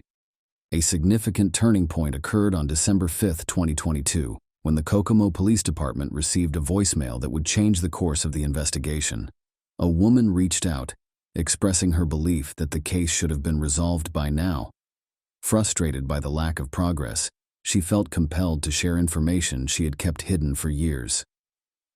After witnessing press releases about Destiny's case for an extended period, she could no longer bear the burden of silence. She disclosed the identities of the 2 individuals who had barged into Destiny's house on that fateful night in 2013, 36-year-old Jesse McCartney and 32-year-old Joey McCartney.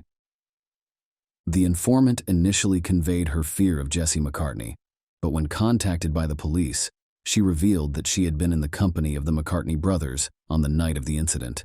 They had claimed they were running an errand, and she had tagged along. She had been waiting in a Jeep parked outside Destiny's house when she heard a loud noise emanating from within. Within minutes, Jesse emerged from the house clutching a gallon-sized bag of marijuana and a substantial amount of cash.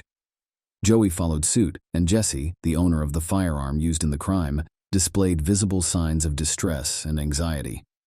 The informant further disclosed that the McCartney brothers had sold both the gun and the Jeep within 6 months of the incident. Jesse subsequently asked the informant to accompany him and drove past Destiny's house the following day, pointing out the police tape surrounding the premises to confirm the accuracy of the story. When the police asked the informant to identify the house she was referring to, it was confirmed to be Destiny's residence on James Drive. She also revealed that Jesse had changed his phone number but was still residing in Kokomo, specifically on Monroe Street. In contrast, his brother Joey had relocated to Kentucky. Building on this newfound information, the police revisited Destiny's boyfriend and showed him photographs of Jesse and Joey McCartney. Destiny's boyfriend recognized Joey, recalling having seen him in their house in the company of a mutual friend. Finally, after a decade of persistent investigation and leads provided by the public, the pieces of the puzzle began to fall into place. With the accumulation of sufficient evidence, the authorities wasted no time in seeking justice. An official statement confirmed that investigators from the Criminal Investigations Section had obtained arrest warrants for Jesse and Joey McCartney. Joey was apprehended by the U.S. Marshals and local police around 6 a.m. on March 2, 2023, at a residence in Graham, Kentucky. Merely 2 hours later, Jesse was taken into custody at his Kokomo residence. Both McCartney brothers were charged with a slew of offenses, including robbery resulting in bodily injury, conspiracy to commit burglary resulting in bodily injury, and murder, all categorized as Class A felonies. Additionally, they faced a Class B felony charge of burglary.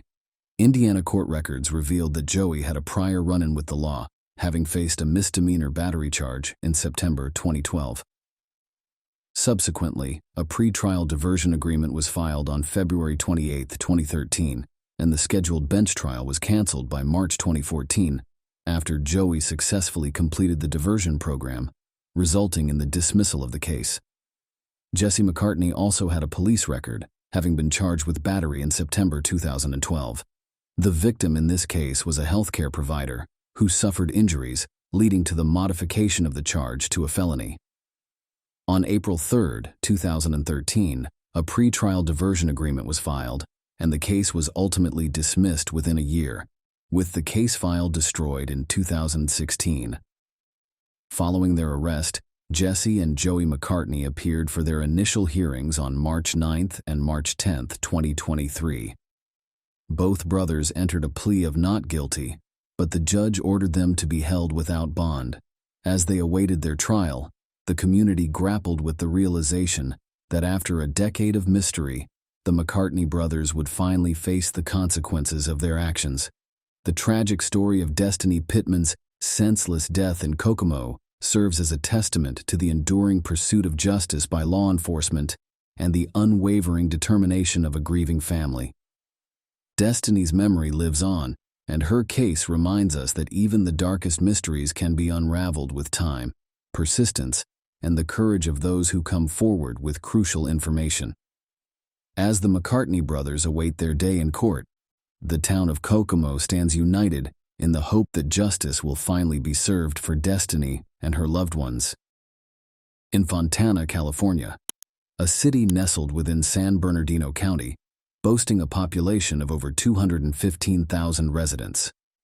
This city is renowned for its steel mill and the California Speedway, offering not only an industrial landscape, but also a variety of parks and recreational activities for its inhabitants to enjoy. However, beneath its seemingly ordinary facade, Fontana holds a chilling secret, one that unraveled with the mysterious disappearance and murder of a man in 1988. On the morning of June 8, 1988, Angel Martinez, a 27-year-old man, awoke before the sun had even graced the horizon. His day began like any other, as the dedicated owner of Arrowwood Apartments in Fontana. Angel's responsibilities included collecting rent from his tenants, and on that fateful morning, he gathered a bundle of cash rent money, ready to carry out this routine task. Little did Angel know that this seemingly ordinary transaction would be the last of his life. As the day progressed, Martinez inexplicably vanished, leaving behind a community in shock and distress. The kind-hearted owner of Arrowwood Apartments had disappeared without a trace. His wife reported his sudden absence, and a frantic search began immediately, with friends, family, and authorities alike eager to discover his whereabouts. The mystery deepened when on June 17, 1988, Angel Martinez's abandoned car was found in the parking lot of a Duarte bowling alley. This discovery only raised more questions, as there was no sign of Angel, and his car yielded little in the way of evidence. 3 days later, in the desolate expanse of the Arizona desert, a grim revelation was made. A lifeless body, buried in a shallow grave, was unearthed and identified as Angel Martinez. However, the scant evidence found at the scene and in his car offered few leads. Investigators faced a perplexing puzzle, with foreign DNA on Angel's clothing being one of the few tangible pieces of evidence. It became increasingly apparent that this heinous crime was likely an inside job, but the identity of the mastermind and their accomplices remained shrouded in uncertainty. Determined to unravel the truth, Fontana Police Department Detective Catherine Clark devoted herself to the case, knowing that justice must be served, no matter how long it took. With unwavering dedication, Detective Clark delved into the enigma surrounding Angel Martinez's disappearance and murder. Through exhaustive interviews with Martinez's neighbors and colleagues, a mosaic of the events of that ominous day began to take shape. It was revealed that Angel had scheduled appointments with several individuals, none of whom he met, as he inexplicably vanished. Beyond this, investigators struggled to glean further insights, and the case eventually went cold, haunting them for 35 long years. Yet their determination persisted. After meticulously reviewing evidence and conducting numerous forensic tests, a breakthrough finally occurred on March 1, 2023. The Fontana Police Department filed murder charges against Kelvin Keith Emmons, a 63-year-old man whose DNA matched the foreign DNA discovered on Angel Martinez's clothing. An arrest warrant was issued, igniting a spark of hope in the prolonged quest for justice. On March 5, 2023, in a determined pursuit of justice, law enforcement officers traveled to Wisconsin, where Emmons resided. With the assistance of the Des Peres Police Department, the moment that had eluded them for decades finally arrived. Kelvin Keith Emmons was apprehended, marking the end of years of anguish and uncertainty for Angel Martinez's grieving family. Emmons now awaits extradition to San Bernardino County, where he will stand trial for the murder of Angel Martinez. The resolution of this cold case stands as a testament to the tireless dedication of law enforcement officers and investigators in their relentless pursuit of justice for victims and their families.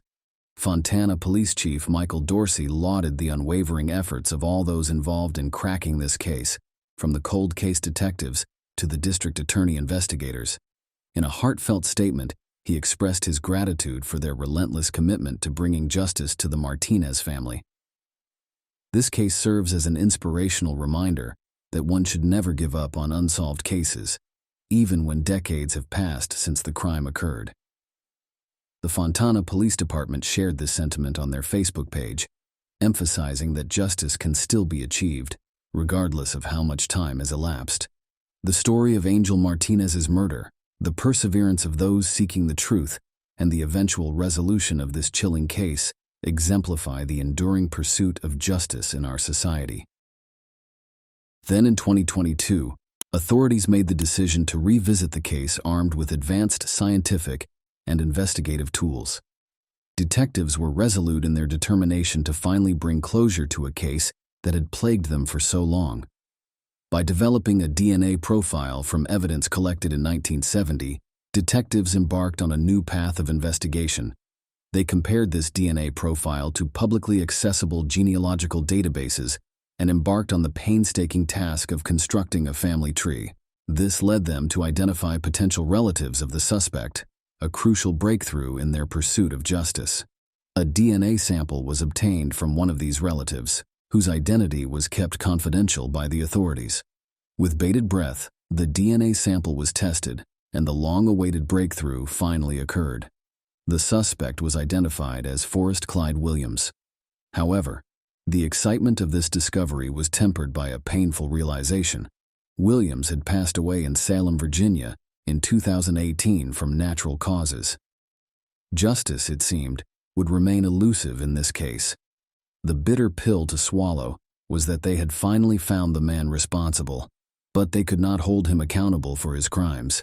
In a press conference held on March 10, 2023, the police announced this breakthrough in the case. They revealed that Williams, who was 21 years old at the time of Pamela's death, had faced a few minor charges in the early 1970s, but apart from an assault arrest, he had no significant criminal record. The police disclosed that had Williams still been alive, he would have been charged with Pamela's murder.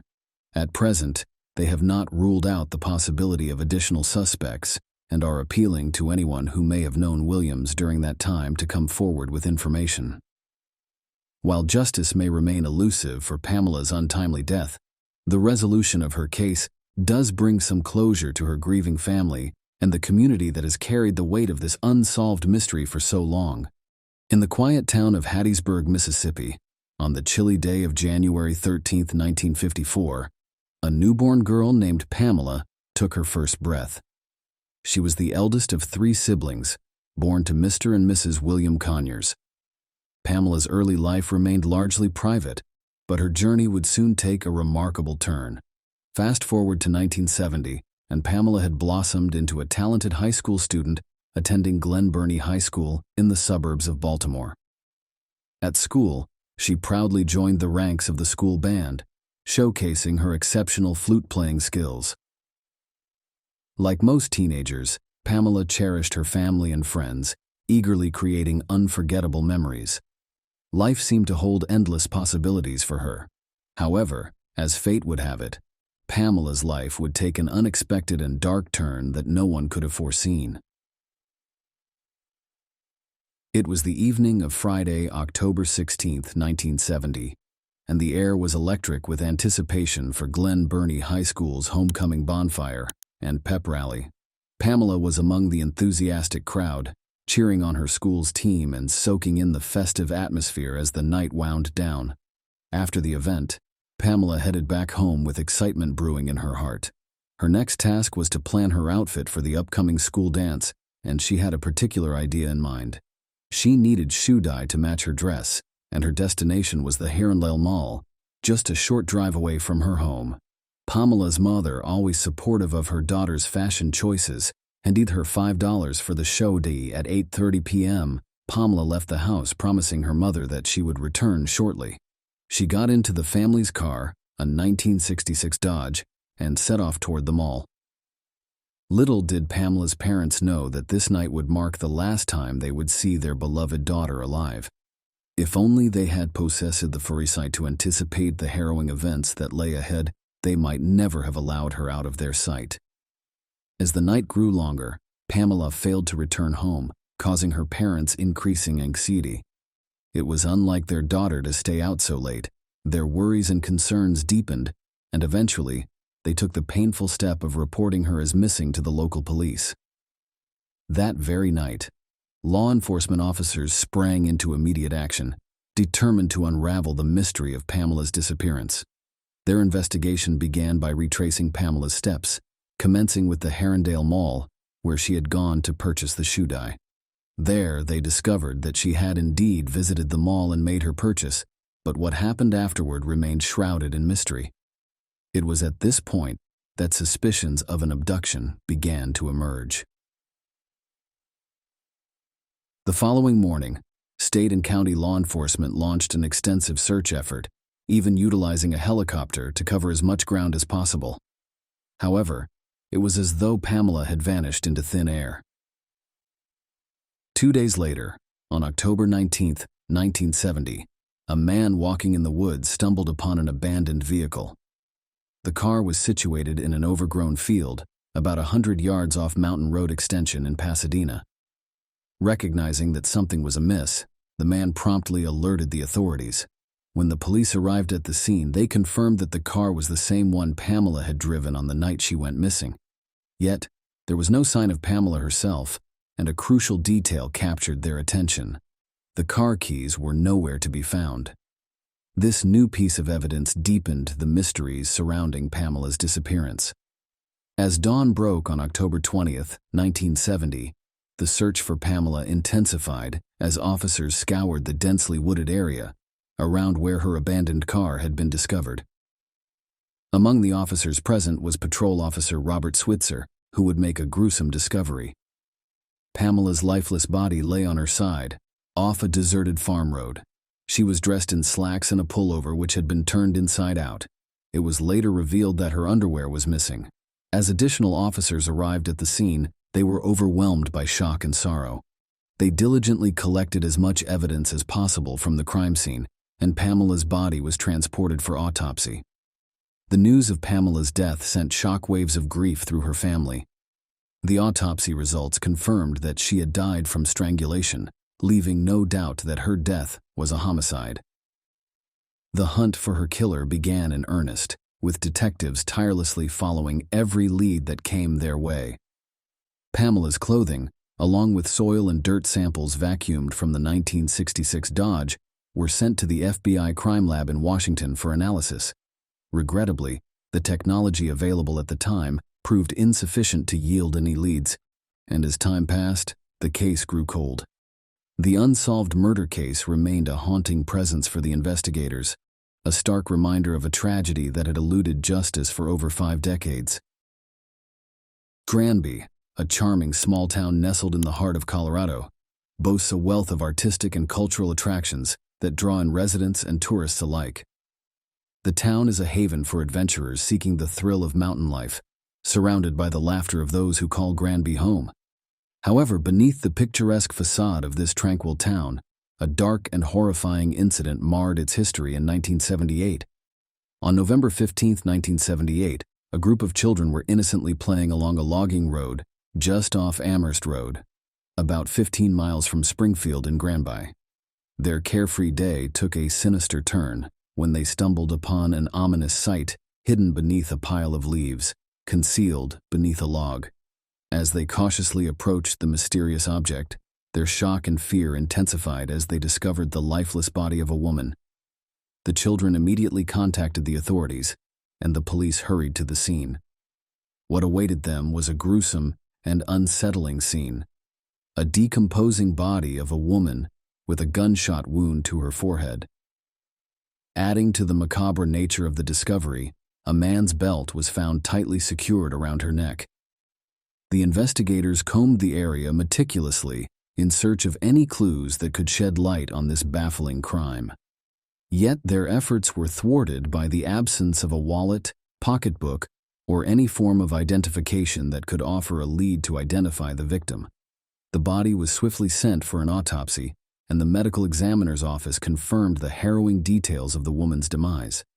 She had been fatally shot in her temple, and the estimated time of her death pointed to a range between June and August.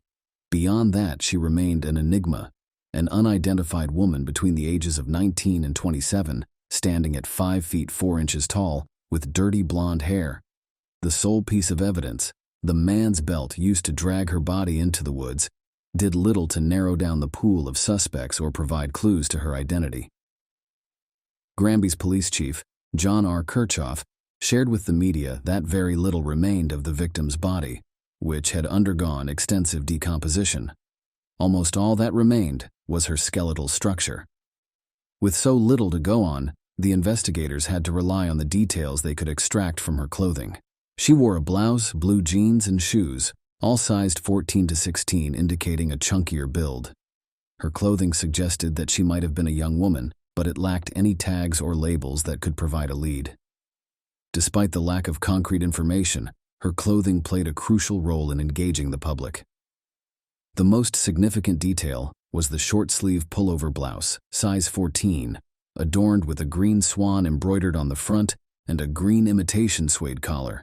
Additionally, a gold ring adorned one of her fingers, possibly a wedding ring. The authorities scoured recent missing persons reports to find a match but came up empty-handed. Furthermore, the victim's dental examination revealed a noticeable decay in her front teeth, prompting a search for dental records among the recently reported missing persons. Unfortunately, this endeavor yielded no results. The location of the discovery off Amherst Road near Route 116 raised the possibility that the victim might have been connected to one of the 5 colleges accessible via this route. The investigators delved into this avenue of inquiry, scrutinizing the student records of Mount Holyoke College in South Hadley, the University of Massachusetts, Hampshire and Amherst colleges in Amherst, and Smith College in Northampton. Regrettably, no reports of a missing female student matched the victim's description. As their leads dwindled, a glimmer of hope emerged when a motel operator contacted the authorities, believing that the description of the victim's body matched that of a woman who had checked into their establishment in early 1978. Promptly, the police located this woman, who was still alive and in good health. The mystery of the unknown woman persisted, and she became known as the Granby Girl. Over the years, sporadic leads would surface only to fizzle out, leaving the Granby Girl's identity shrouded in obscurity. In September 1998, nearly 2 decades after her tragic death, a group of Granby residents gathered at her resting place in the cemetery. They raised $500 to replace the wooden cross marking her grave with a permanent marker bearing the inscription, "Unknown, November 15, 1978, in God's care." It stood as a poignant symbol of a community's enduring care for an unnamed woman, whose hopes, dreams, troubles, and anxieties remained forever concealed from the world. Fast forward to 2021, and a new ray of hope illuminated the case. Detectives reached out to Othram Laboratories, a Houston-based corporation specializing in forensic genealogy. Through their expertise, a DNA profile was successfully constructed for the Granby Girl. Detectives reached out to Othram Laboratories, a Houston-based corporation specializing in forensic genealogy. Through their expertise, A DNA profile was successfully constructed for the Granby girl. When compared against the national database, it yielded a match to a woman residing in Maryland. Astonishingly, this woman revealed that her aunt had disappeared in the 1970s and was willing to provide more information about her aunt's disappearance. The trail led to Matthew Dale, who shared a pivotal connection to the Granby girl.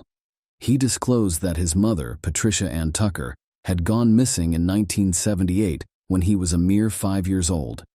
The police explained the circumstances surrounding the Granby girl, and Matthew agreed to provide his DNA sample in the hopes of finding his long-lost mother. In a matter of hours, the results confirmed a parent-child relationship between Matthew and the Granby girl, finally providing closure to a 43-year-old mystery. Patricia Ann Tucker, born on July 28, 1950, was officially identified as the Granby girl. Patricia had gone through multiple marriages and bore different last names such as Heckman and Dale. However, at the time of her tragic demise in 1978, at the age of 28, she went by the name Patricia Coleman. She had married Gerald Coleman just a year before her untimely death, and they had made their home along the eastern shore of Lake Pocatapog in East Hampton, Connecticut. Following her disappearance, many in her family speculated that she had fallen in with a dangerous crowd, and some believed she had entered a witness protection program. For Matthew Dale, the son who had grown up amid a cloud of uncertainty and rumors, the revelation of his mother's fate came in his 30s. At a press conference, First Assistant Northwestern District Attorney Stephen Gage expressed gratitude for the breakthrough in identifying the victim. He commended Othram Laboratories for their remarkable technological advancements in DNA analysis. However, he emphasized that the investigation into the murder would not rest until the perpetrator was brought to justice. While they lacked direct evidence, Gerald Coleman, Patricia's husband at the time of her death, was considered a person of interest. Strangely, he had never reported her disappearance to the police, casting a shadow of suspicion over his involvement. Gerald Coleman, convicted of sexual assault, battery, indecent assault, and assault with a dangerous weapon, passed away in prison in 1996. His death deprived the investigators of the opportunity to question him about Patricia's murder while he was still alive. Now they turned to the public, urging anyone with information about the case to come forward and assist in finally closing the chapter on this horrifying crime. Matthew Dale, the son who had long yearned for answers, expressed his gratitude to the diligent detectives, saying, "Thank you for never giving up on her.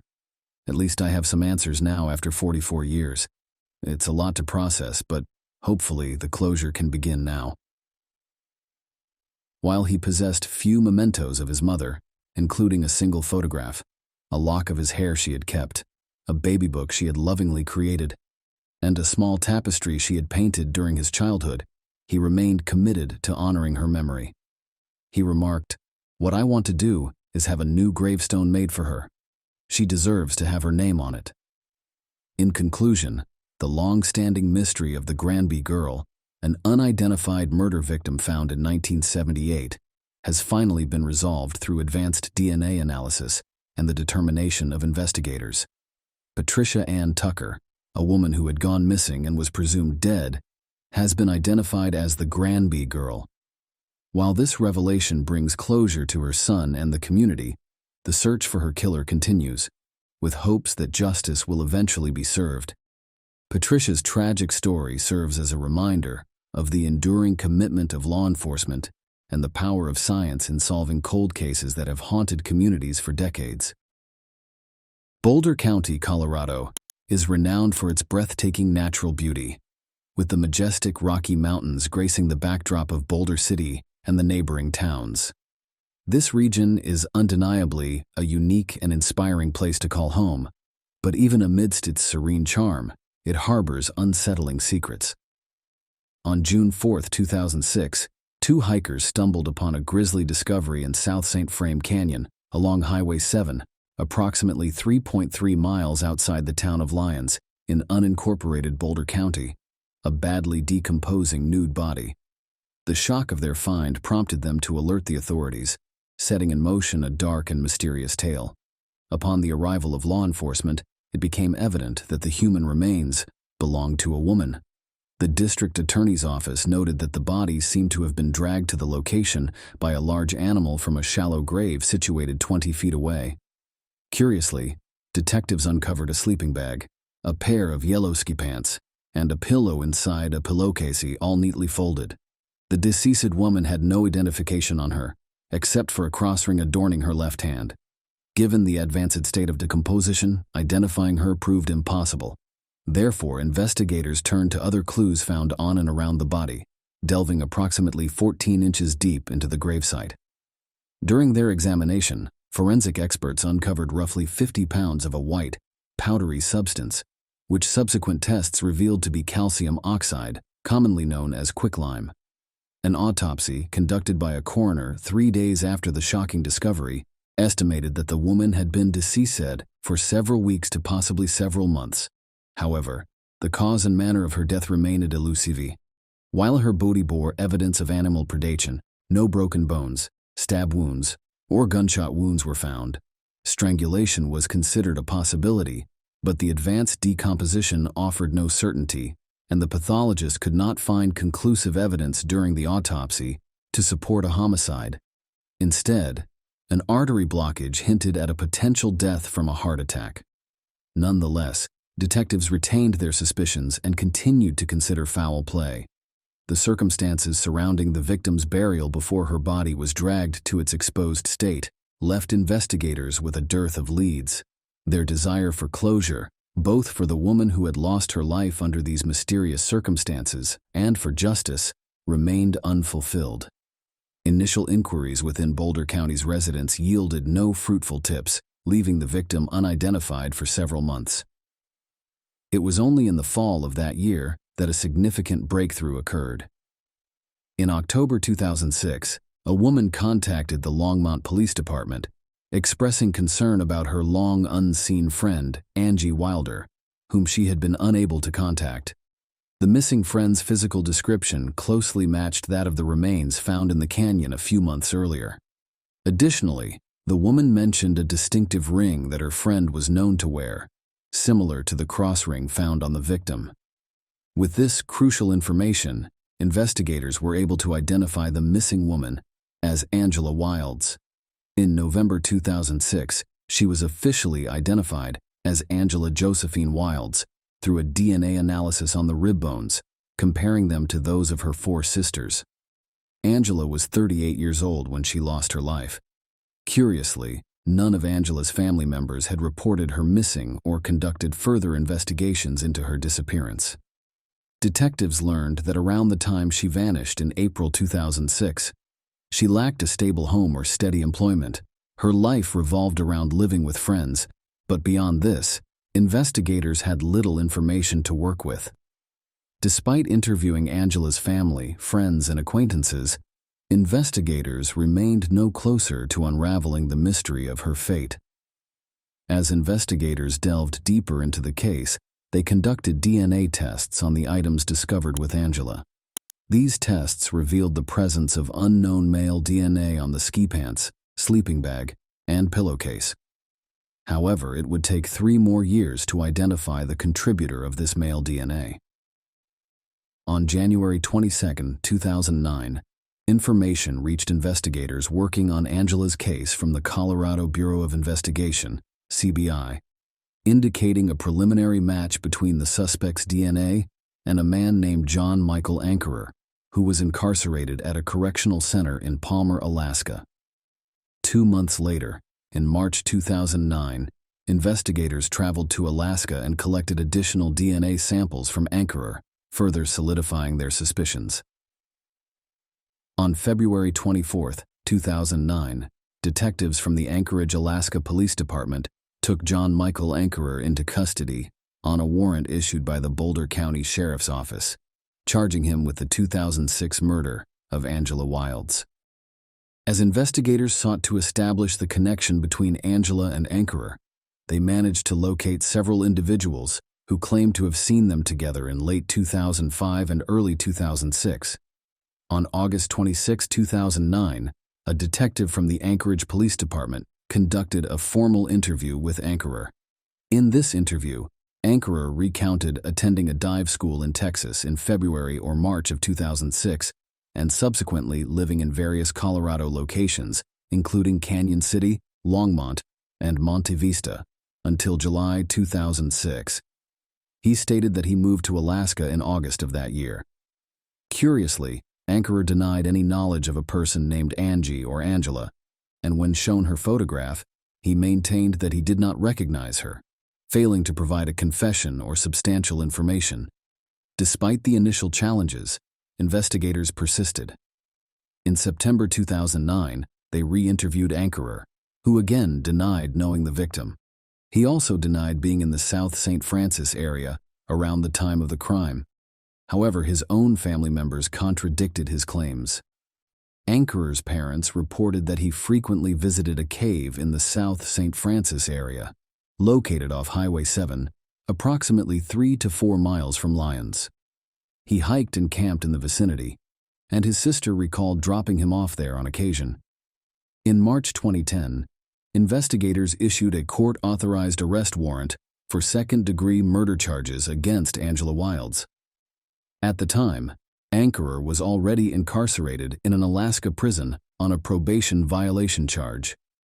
Ankerer's preliminary hearing took place in the Boulder City Court on July 12, 2010.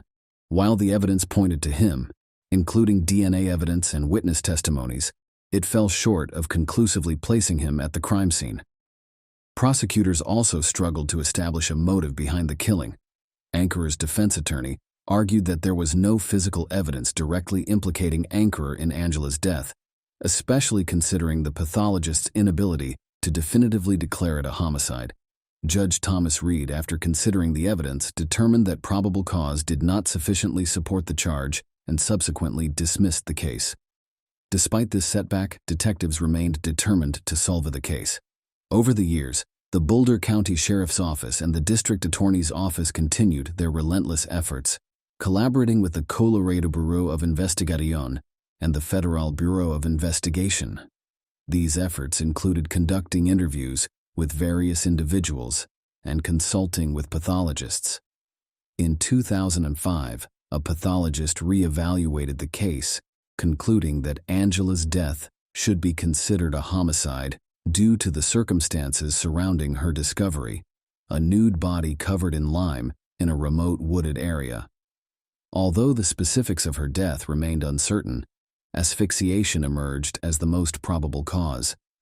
Nevertheless, this evidence alone was insufficient to hold the suspect accountable for the victim's death. Several years later, in December 2022, a new witness emerged, altering the course of the investigation dramatically. This witness happened to be Ankerer's former girlfriend, who had separated from him between December 2022 and January 2023. In subsequent interviews, she revealed disturbing details about Ankerer's past, describing him as extremely jealous, possessive, and prone to mistreatment. She believed that he suspected her of infidelity and claimed that he had repeatedly strangled her during their relationship.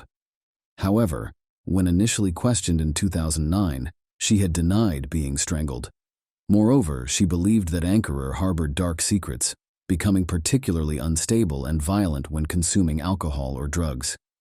The mention of certain women's names, including Angela, triggered his rage. In December 2022, detectives also contacted 2 other witnesses who claimed to have seen Ankerer with Angela at the El Motel in Longmont, Colorado, a mere 10 miles from the South St. Francis Canyon crime scene. When examining the motel records, investigators confirmed that Angela and Ankerer had stayed there together between December 26 and January 4, 2006. Based on the accumulating evidence, both new and existing, the Boulder County District Attorney's Office presented the case to a grand jury on February 16, 2023. The grand jury subsequently indicted John Ankerer once again, this time for second-degree murder. Investigators now hold confidence that justice will finally be served in this disturbing case. Boulder County District Attorney Michael Dougherty expressed their determination to secure justice for Angela Wilds' murder, offer closure to her loved ones, and provide answers to the community. On March 9, 2023, John Ankerer, now 53 years old, was arrested in Anchorage, Alaska, and extradition to Boulder City is currently pending, marking a significant step toward resolving the mysteries that have shrouded this case for far too long.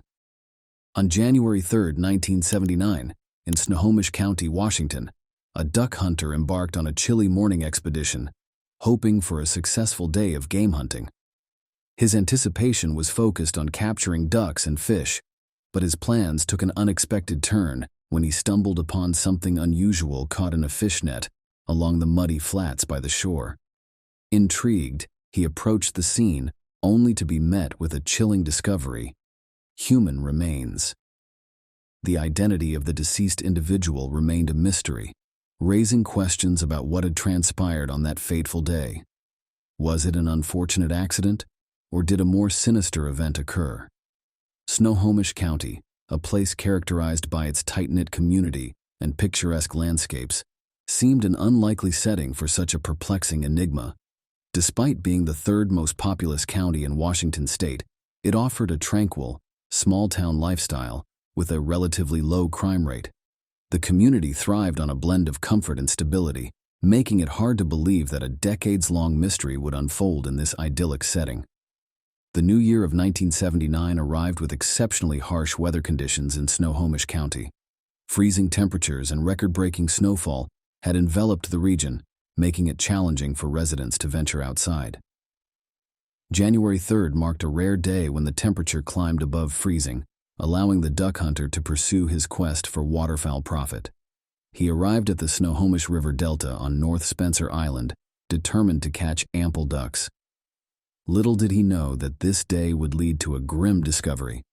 As he scanned the area for ducks, his attention was drawn to a peculiar sight ensnared in a fishing line. Upon closer inspection, he realized he was looking at human remains. Alarmed, he immediately alerted the police, and their arrival at the scene near Everett, Washington, sent shivers down their spines. The duck hunter's description eerily matched the horrifying reality. The scene revealed a macabre tableau. Tangled in the fishing line were clothing items, a shoe, and a partially skeletonized human leg bone.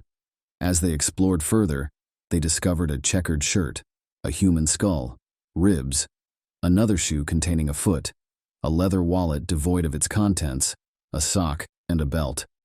Although these details might appear inconsequential, they held the potential to unlock the identity of the unknown individual. Despite the complexity of the case, there was no immediate suspicion of foul play. Piecing together the events leading to the discovery of these remains presented a daunting task for investigators. The person had been deceased for an extended period, making it challenging to find definitive answers. The remains were subjected to an autopsy in the hopes of gathering any available information. The coroner's findings confirmed that the deceased had been dead for several months, providing a starting point for the investigation. However, efforts to identify the individual through dental records and physical examination yielded no results. As a result, the case was classified as John Doe 79-1, with the cause of death marked as undetermined due to the scarcity of leads. After waiting for approximately 2.5 months, the unidentified man was laid to rest in a lavish grave at Cypress Memorial Park in Everett, Washington, a practice that differs from current procedures, where skeletal remains are retained until identified. The investigation did not conclude with the burial. Both the police and the community continued to search for leads to unveil the John Doe's identity. However, these efforts proved fruitless, and the case eventually went cold. Decades passed and the mystery remained unsolved until 2008, when Sheriff's Detective Jim Scharf and retired Superior Court Judge Ken Kausert revisited the old case files, which had collected dust for years. Despite facing numerous obstacles, they were determined to uncover the truth. The data from the original investigation proved to be sparse and insufficient. Detectives struggled to establish a connection between the description of the mystery man and any missing persons from that era. The lack of digitized records further hindered their progress. Nevertheless, they persisted in their efforts to piece together a profile of the deceased. By 2015, Approximately 36 years had elapsed since the man's discovery, and the investigation remained unresolved. To distinguish the case from numerous other John and Jane Doe cases, detectives gave it the nickname Spencer Eastland. In July 2015, they obtained permission from the Snohomish County Judge to exhume John Doe's body from Spencer Eastland. This marked a critical step in their quest for answers. Forensic odontologist Dr. Kyla Tanaka attempted to match the man's dental records with missing persons reports, but found no promising leads. The case was then uploaded to the NAMU's database of missing persons in August 2015, but again, no breakthroughs emerged. Detectives scrutinized the evidence collected in the past, including clothing, wallet, and belt, and concluded that the man likely wore secondhand clothes. They pleaded with the public to come forward with any information, even though immediate identification seemed unlikely. Their persistence paid off in late 2015, when they received a tip suggesting that the description of Spencer Allen John Doe matched that of a missing farmhand from Marysville. This promising lead prompted intense investigation.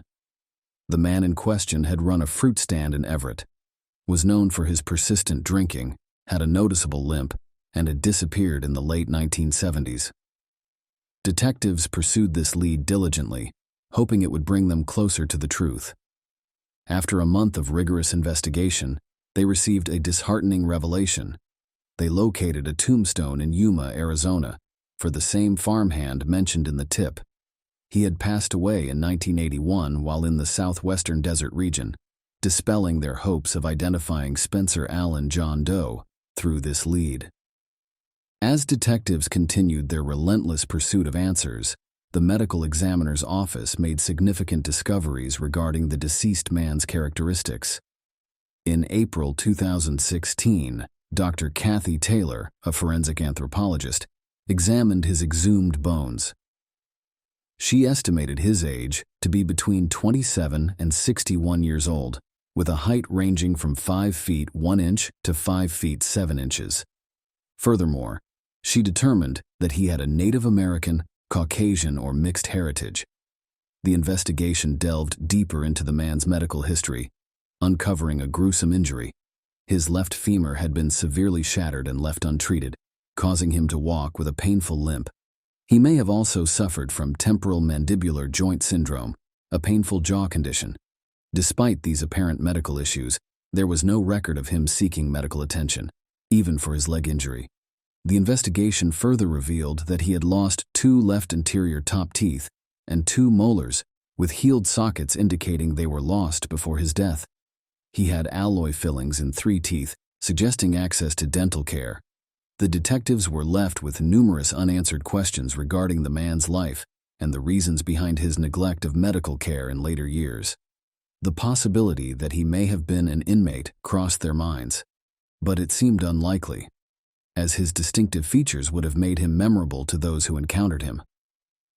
The case relied heavily on theories and speculations, with detectives aware that even the smallest details could hold the key to unraveling the mystery. In 2018, a portion of the man's femur was sent to Othram Labs, a private forensic genealogy company funded by DNAsolves.com.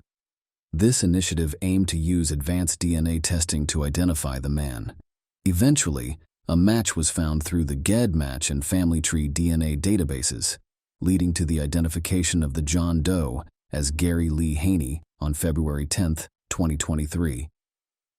Gary's life had been marked by turmoil and hardship. Born in 1950 as Gary Joseph Condamiti, he faced early challenges with his parents' divorce and adoption by his mother's new husband, Sheldon Lee Haney.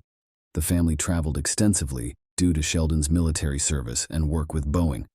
Despite his passion for music and interests, Gary was believed to have had a mental disorder, possibly autism or schizophrenia, which led to his isolation from the extended family. In the later years of his life, Gary disappeared from his family's radar, and he was declared legally dead in 1976, 3 years before his remains were discovered on Spencer Island. Sheldon Haney's failure to report his son missing raised suspicions about his involvement in Gary's disappearance. The revelation of Gary's identity stirred hope that someone might hold the missing puzzle piece to his mysterious disappearance and death. The investigation uncovered a web of secrets and lies, leaving detectives with more questions than answers. Gary Lee Haney's life remained shrouded in mystery, both before and after his tragic demise. As the news of Gary's identity spread, there was a growing sense of hope that someone out there might have the missing piece of the puzzle, that crucial bit of information that could shed light on his mysterious disappearance and tragic death. Ada Pearson's arrival on March 14, 1982, marked a joyous occasion for the Pearson family. As the eldest among her 4 siblings, Ada possessed a natural inclination to care for her younger brother Jonathan, as well as her sisters Ashley and Joanna Pearson. Yet Ada's influence extended far beyond her immediate family. Everyone fortunate enough to have crossed paths with Ada described her as a radiant beam of sunshine. Her contagious laughter and quick-witted humor had the power to illuminate even the gloomiest of days. Her heart of gold left an indelible mark on the lives of all who had the privilege of knowing her. She served as a constant wellspring of inspiration and positivity. Upon her graduation from El Capitan High School in California in 2000, Ada embarked on a journey of self-improvement, enrolling in sign language and mathematics courses at Grossmont Community College. Alongside her pursuit of knowledge, Ada's heart found its counterpart in a young man named Michael Plummer, then 20 years old. Their love story unfolded organically, and eventually, Ada moved in with Michael, sharing an apartment on Bancroft Street in San Diego, California. Their union appeared unbreakable, and a bright future beckoned. However, fate had other plans, and tragedy struck unexpectedly, forever altering the course of Ada's promising life. The fateful night of September 4, 2000, would be etched into the annals of tragedy. A frantic call to the police reported gunshots erupting from Michael's apartment, sending officers racing to the scene. What they encountered was a nightmare beyond comprehension. The apartment lay in disarray, and amid the chaos they discovered Ada and Michael sprawled on the living room floor, drenched in pools of crimson. Michael's body bore multiple gunshot wounds beyond salvation, while Ada clung to life, her form riddled with bullets. Tragically, the horror did not end there. 21-month-old Julio Rangel, Michael's nephew, had also fallen victim to the violence, fighting for his own life. Fortunately, Julio's parents had managed to escape unscathed. The neighborhood was left shell-shocked, and authorities grappled to unravel the unsettling puzzle. In a desperate bid to save Ada and Julio, both were rushed to separate hospitals. Yet, the extent of their injuries proved insurmountable, and they succumbed to their wounds shortly after arrival. As detectives relentlessly pieced together the events leading up to this tragedy, a shocking revelation emerged. Mere moments before the gunfire erupted, Michael had ventured next door to procure drugs from a man named Sergio Lopez Contreras. However, upon returning with the drugs, Michael reneged on payment, infuriating the dealer. In a surge of rage, Sergio unleashed a hail of bullets from outside the apartment door, firing a total of 14 rounds into the living room, with devastating consequences. Once the truth behind the murders came to light, detectives were resolute in their determination to bring Sergio to justice. However, the cunning drug dealer recognized the gravity of his predicament and chose to flee the country, escaping to Mexico. His evasion threatened to thwart the relentless pursuit of justice, as detectives speculated about his whereabouts. It was believed he had sought refuge in Tijuana, where he had family ties, but leads grew scarce, and the investigation reached a disheartening impasse. The families of the victims yearned for answers, closure, and justice.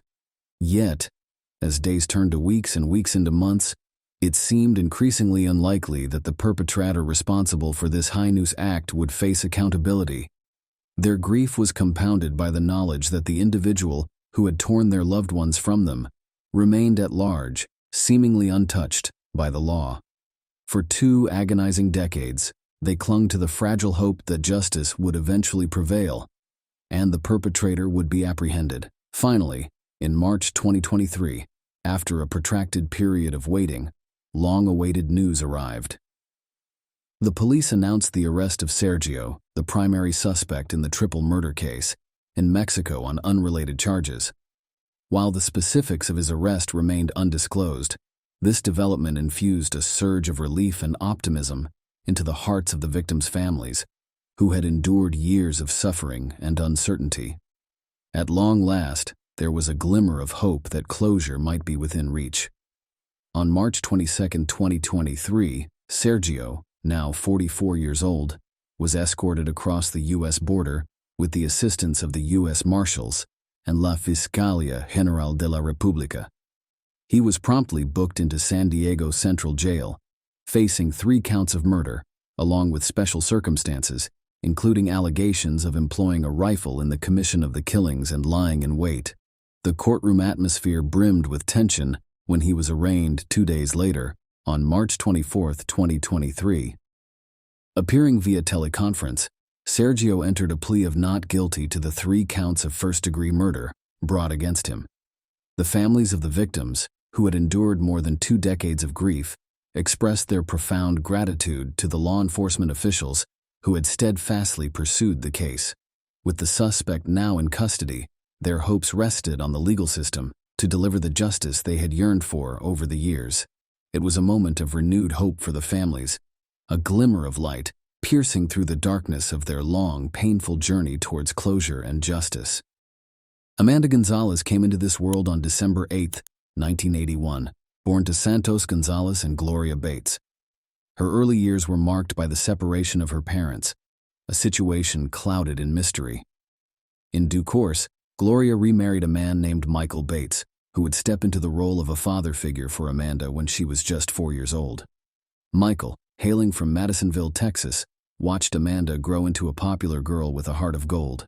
Known for her kindness and her unwavering stand against bullies on behalf of her classmates, Amanda graduated from Madisonville High School in the year 2000. A turning point came when, after her high school graduation, Amanda surprised her family with a life-altering decision. She arrived home with a recruiter, announcing her intention to enlist in the U.S. Army. Her dream was to become a physical therapist for children, and she saw the Army as a means to save up for college. Amanda's family supported her decision, though little did they know the heart-wrenching consequences that lay ahead. With her family's blessings, Amanda embarked on a path that would take her to places she had never imagined. It was the year 2001, and at the age of 19, she found herself stationed in Hanau, Germany. Assigned the role of a cook, Amanda worked diligently, but she also made it a point to explore the cultural wonders of the country in her spare time. She marveled at majestic castles and got lost in the enchanting city of Paris. Europe held countless experiences for her. Several months into her service, Amanda made an unexpected call to her mother back in Texas. The news she delivered was filled with excitement. She was pregnant and eagerly looking forward to the new chapter in her life. Amanda planned to name her baby Alicia Marie, with an estimated delivery date of March 26, 2002. However, the identity of the unborn child's father remained a mystery, one that persists to this day. Amanda's life seemed to be on an upswing. She had a promising future ahead. But fate had a cruel twist in store. On November 5, 2001, a day that began like any other in Hanover, Germany, Amanda inexplicably vanished. Her absence raised alarm among her fellow soldiers, and a search was launched. They arrived at her barracks, only to find her room locked. Fearful of the worst, they forced their way in and discovered Amanda's lifeless body on the floor. Panic engulfed them as they desperately tried to revive her, but their efforts were in vain. The news of Amanda's death spread rapidly, sending shockwaves through the Army base. The autopsy report revealed the grim truth. Amanda had been strangled to death. This devastating news reverberated all the way to Texas, leaving Amanda's loved ones with a multitude of unanswered questions. Why would anyone want to harm Amanda? An investigation was launched, but despite the dedicated efforts of the authorities, the case went cold. There were no leads, no suspects, and no justice for Amanda. It was a heartbreaking end to a life that had held so much promise. Despite the investigation into her daughter's murder stalling for several years, Gloria, Amanda's mother, never lost faith in justice. She spent years reaching out to lawmakers, and even wrote to popular TV shows like Dr. Phil and America's Most Wanted, all in an effort to keep Amanda's case in the public eye. Gloria's unwavering determination extended to her visits to Amanda's grave, where she often spoke to her deceased daughter, vowing to keep fighting. In 2011, a ray of hope emerged when Army investigators offered a reward of $125,000 for any information that could help solve the case. However, still, no breakthrough came. Gloria received weekly updates from investigators, each containing the same disheartening news: no suspects had been identified. Finally, after 22 years of waiting, perseverance paid off. On February 23, 2023, an FBI agent informed Gloria that there had been a breakthrough in the case and that an arrest had been made. This day marked a significant step closer to the justice Amanda deserved. The individual taken into custody was Shannon L. Wilkerson, a 42-year-old former armed forces member. The arrest was the result of a collaborative effort between the FBI Jacksonville Office of Special Investigations, and the Army Criminal Investigation Division. Wilkerson was charged under the Military Extraterrestrial Jurisdiction Act, which grants U.S. courts jurisdiction over former members of the armed forces for crimes committed overseas. The exact details of how investigators linked Wilkerson to the murder and what his possible motive might have been remain unclear. Nevertheless, he pleaded not guilty to the first-degree murder charge against him, and if convicted, he could face life imprisonment.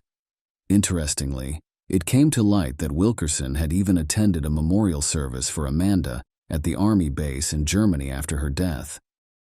The future remains uncertain, but for Gloria and her family, the arrest of Amanda's alleged killer provides a sense of justice and closure that they've been yearning for over 2 decades. In the serene Nakamixon Township, nestled within the rural confines of Bucks County, Pennsylvania, a tranquil community thrives, with approximately 3,000 residents calling it home. This picturesque area is renowned for its unwavering dedication to preserving natural beauty and promoting tourism. However, this peaceful setting was forever scarred by a heinous crime that unfolded in 1980, casting a long shadow over the region. On the ill-fated day of September 18, 1980, a construction worker toiled away on a cottage undergoing renovations. The cottage was nestled amidst the dense woods off Center Hill Road, approximately 1 mile south of its intersection with Kintner Hill Road in Nakamixon Township. In the midst of his labor, fate led him to stumble upon a gruesome sight: a lifeless body concealed beneath the wooden structure. This grim discovery shattered the tranquility of the forest, leaving the entire community in mourning and investigators grappling with an enigmatic puzzle. The lifeless body, upon its grim revelation, was conveyed to the morgue, where it underwent a thorough examination under the skilled hands of the medical examiner. The results were chilling. The man had sustained 4 fatal gunshot wounds to the head. The victim was subsequently identified as Richard Wesley Wheeler, his identity confirmed through a fingerprint match in the records. Armed with this critical information, investigators embarked on an arduous journey to uncover the layers of Wheeler's past, seeking to unearth the truth behind his tragic demise. As the investigation into Richard Wesley Wheeler's murder unraveled, a troubling revelation emerged. Wheeler had a criminal record. Having been released from prison just a year earlier in 1979, it appeared that he wasted no time reacquainting himself with trouble.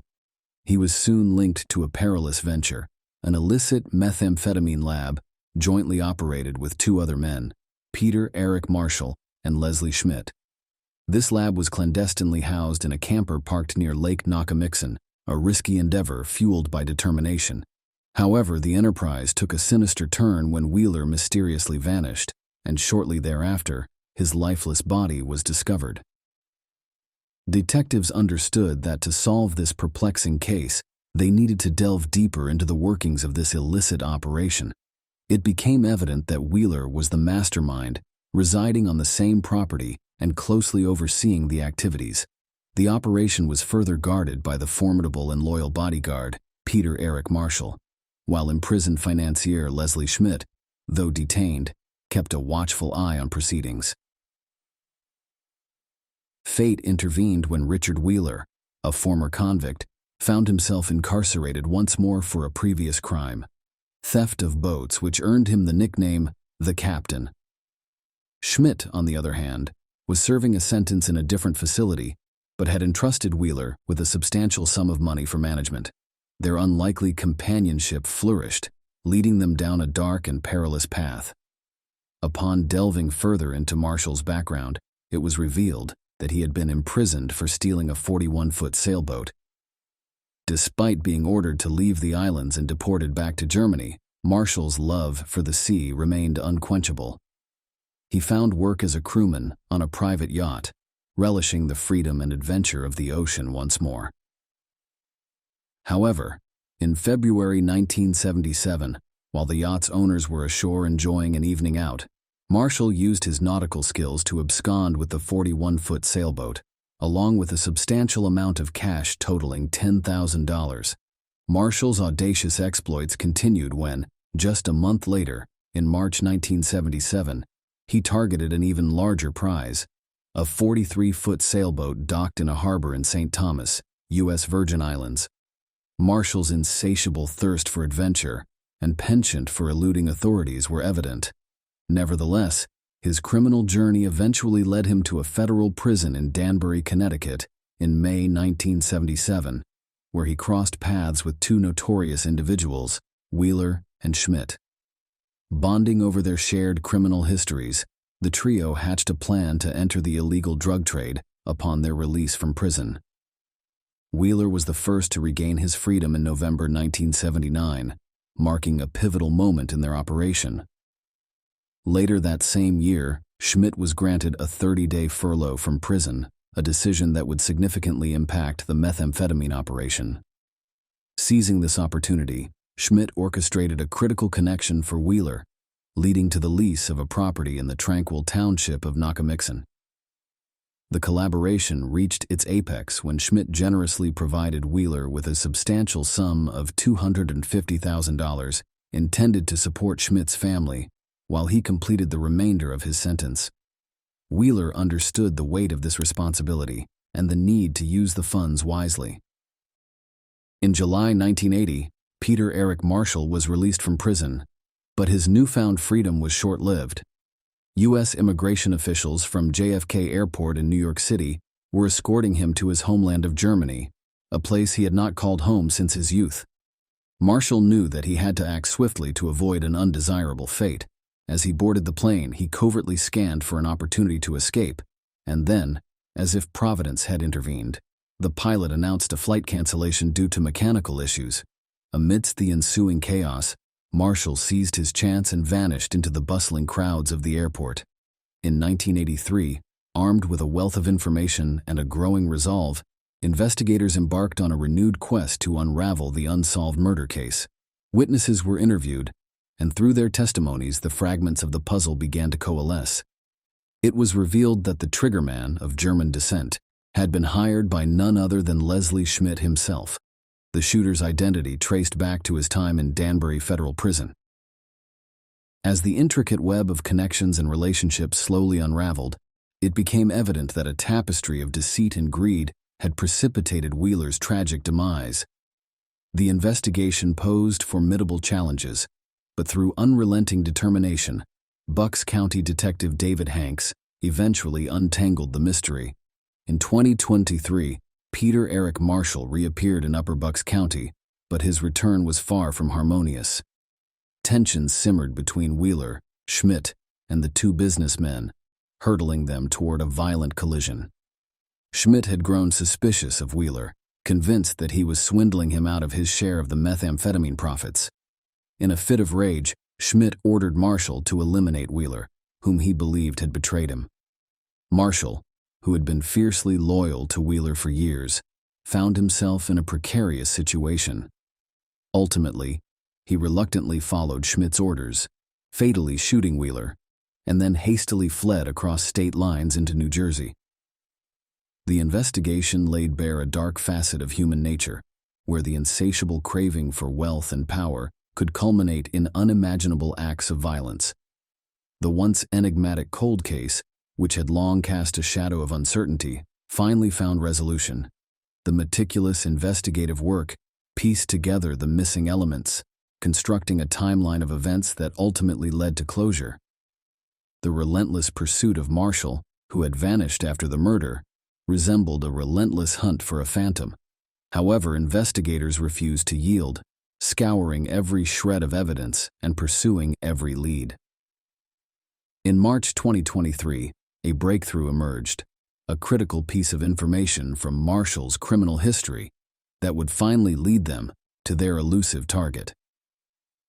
It was akin to finding a needle in a haystack when investigators unearthed that Marshall had been arrested in 1982 on drug conspiracy charges in New York. During that arrest, he had identified himself as Charles McLaren. Leveraging modern technology, investigators matched the fingerprints from McLaren's arrest to those taken in 1977. This discovery exposed how Marshall had managed to obscure his true identity, assuming a new persona as Charles McLaren. Under this new identity, Marshall crafted an entirely different life, complete with a wife, children, and even a thriving limousine service in the bustling metropolis. For over 2 decades, he remained hidden, with his criminal past a distant memory.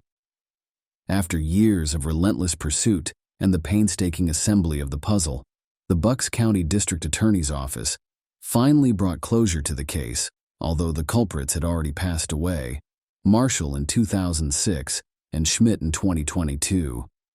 Justice had ultimately been served for the victim and his grieving family.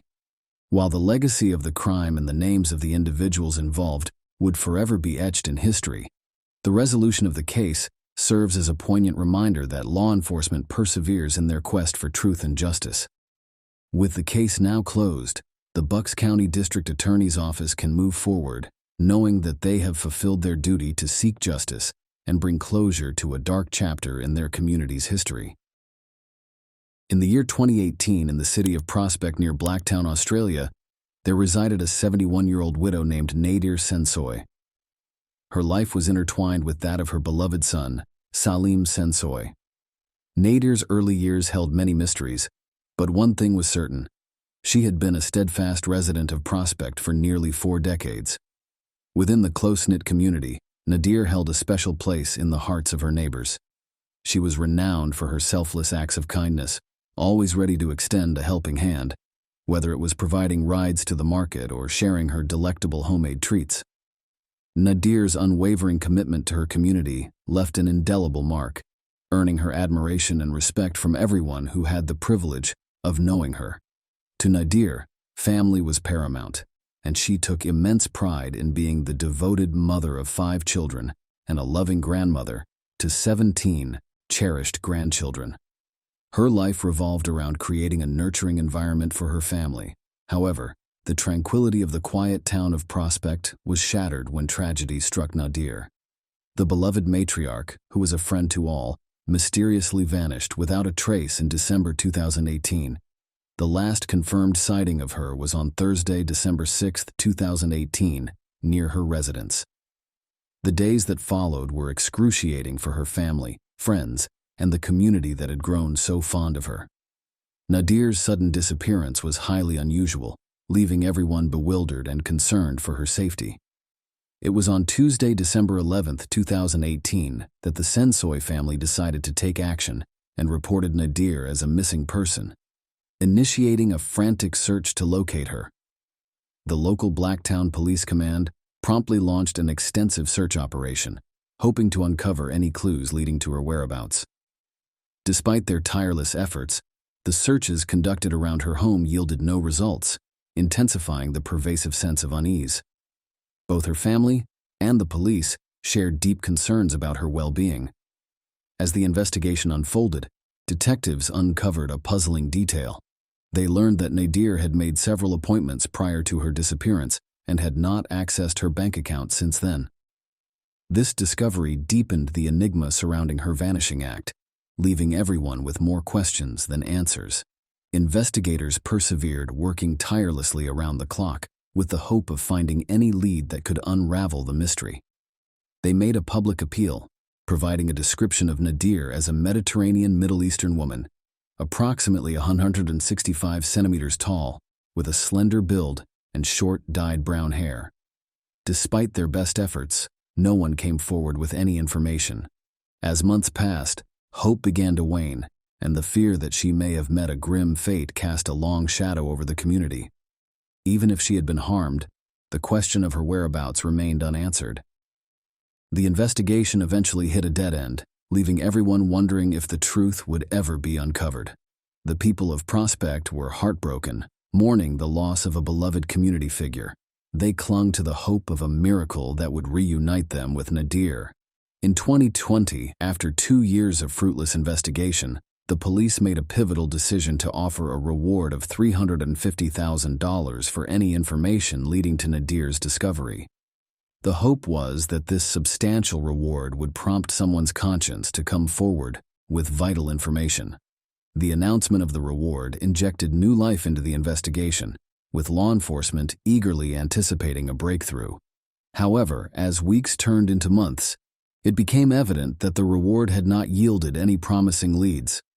Despite the desperate efforts of Nadir's family, friends, and the police, she remained missing, and the mystery surrounding her disappearance only deepened. In the same year, a startling development emerged when investigators shifted their focus to Nadir's own son, Salim, as a potential suspect.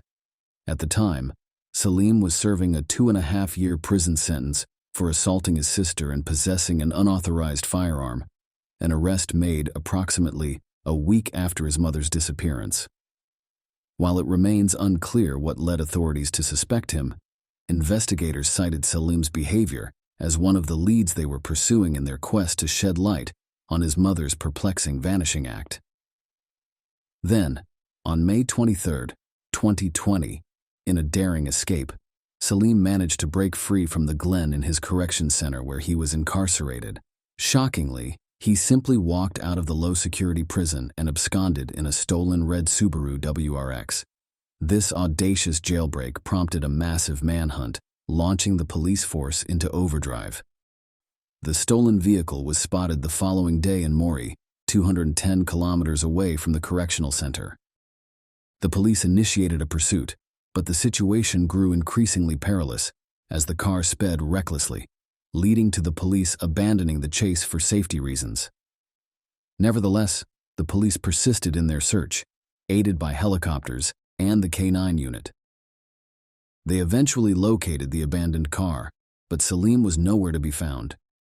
Salim remained on the run for 8 arduous months, constantly evading capture, while the police conducted extensive searches and inquiries in their desperate bid to apprehend him. Finally, on January 11, 2021, officers from the Hawkesbury Police Area Command received a tip-off indicating that Salim was hiding in a house on New Street in Windsor. In the early hours of the morning, they descended upon the property and with the assistance of the K9 unit, they conducted a thorough search. Salim made a desperate attempt to flee from the back of the house, but it was too late. The police apprehended him and took him to the Windsor police station, where they executed 2 outstanding warrants for his inmate escape and vehicle theft. Despite Salim's capture, there was still no information regarding the whereabouts of his mother, Nadir, and the mystery surrounding her disappearance persisted. As the years passed, the hope of finding Nadir alive dwindled. In March 2023, a coronial inquest into her suspected death commenced. However, before any answers could be uncovered, the inquiry was abruptly halted due to shocking new information. Though the authorities remained tight-lipped about the specifics, it became evident that the spotlight had once again shifted to Nadir's son Salim. Following further inquiries, the police made their move on March 21, 2023. They finally arrested Salim, now 47 years old, at the Wagga Wagga police station and charged him with the murder of his own mother. On the same day, the court heard that he allegedly committed the heinous crime between December 6 and 11, 2018, in the Blacktown area. Salim's plea for bail was denied, and he now faced a protracted legal battle ahead. Nadir's daughter expressed relief upon hearing the news of her brother Salim's arrest for their mother's murder. The family hoped that with Salim's arrest, they could finally locate Nadir's remains and bring her home for a proper burial. However, the road ahead remained uncertain, with no one certain about the outcome of Salim's case, or if the truth about their mother's fate would ever come to light. A young woman who worked at a jewelry store vanished during her lunch break without a trace.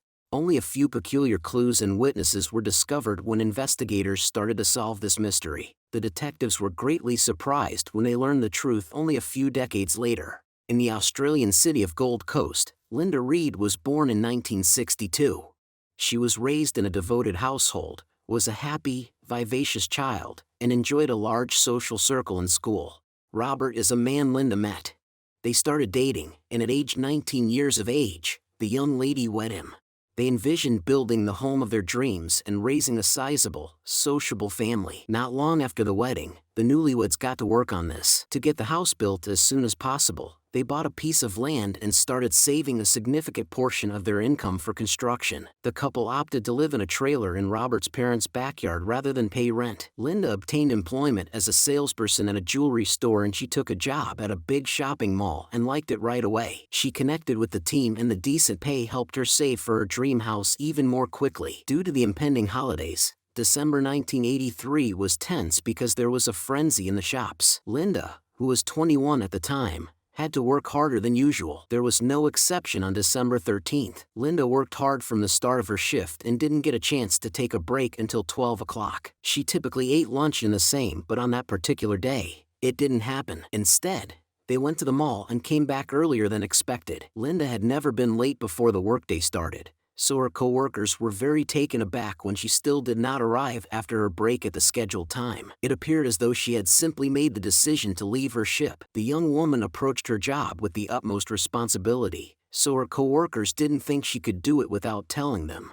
When Linda did not arrive home after her shift, he was also taken aback. After some time passed, he got in touch with her co-workers. When they informed him that his wife had not returned from her break, Robert's level of worry increased significantly. He went to the mall and began exploring the area, looking for Linda. The young woman frequented a number of additional locations, which he went to later, but he was unable to locate her. He was getting more and more worried that something bad had happened with each minute that went by. That evening at 7 p.m., the man made the decision to call the police because of what had happened to Linda. He was informed by the operator that a report of an adult missing would only be taken into consideration after 24 hours had passed. The mother of Linda also made contact with them but got the same response. The report was eventually accepted, but the relatives had to wait until the following day. When Linda took her break, the police started an investigation to find out what she was doing. The young lady had gone shopping for New Year's Eve. They discovered several stores are housed in the same structure. She then went to her bank branch to pick up a check to pay her bills. The last person to see her was the security guard at the mall, who had seen Linda drive away from the parking lot. The young woman's family did not know why Linda left in the middle of her shift or, more importantly, where she was going,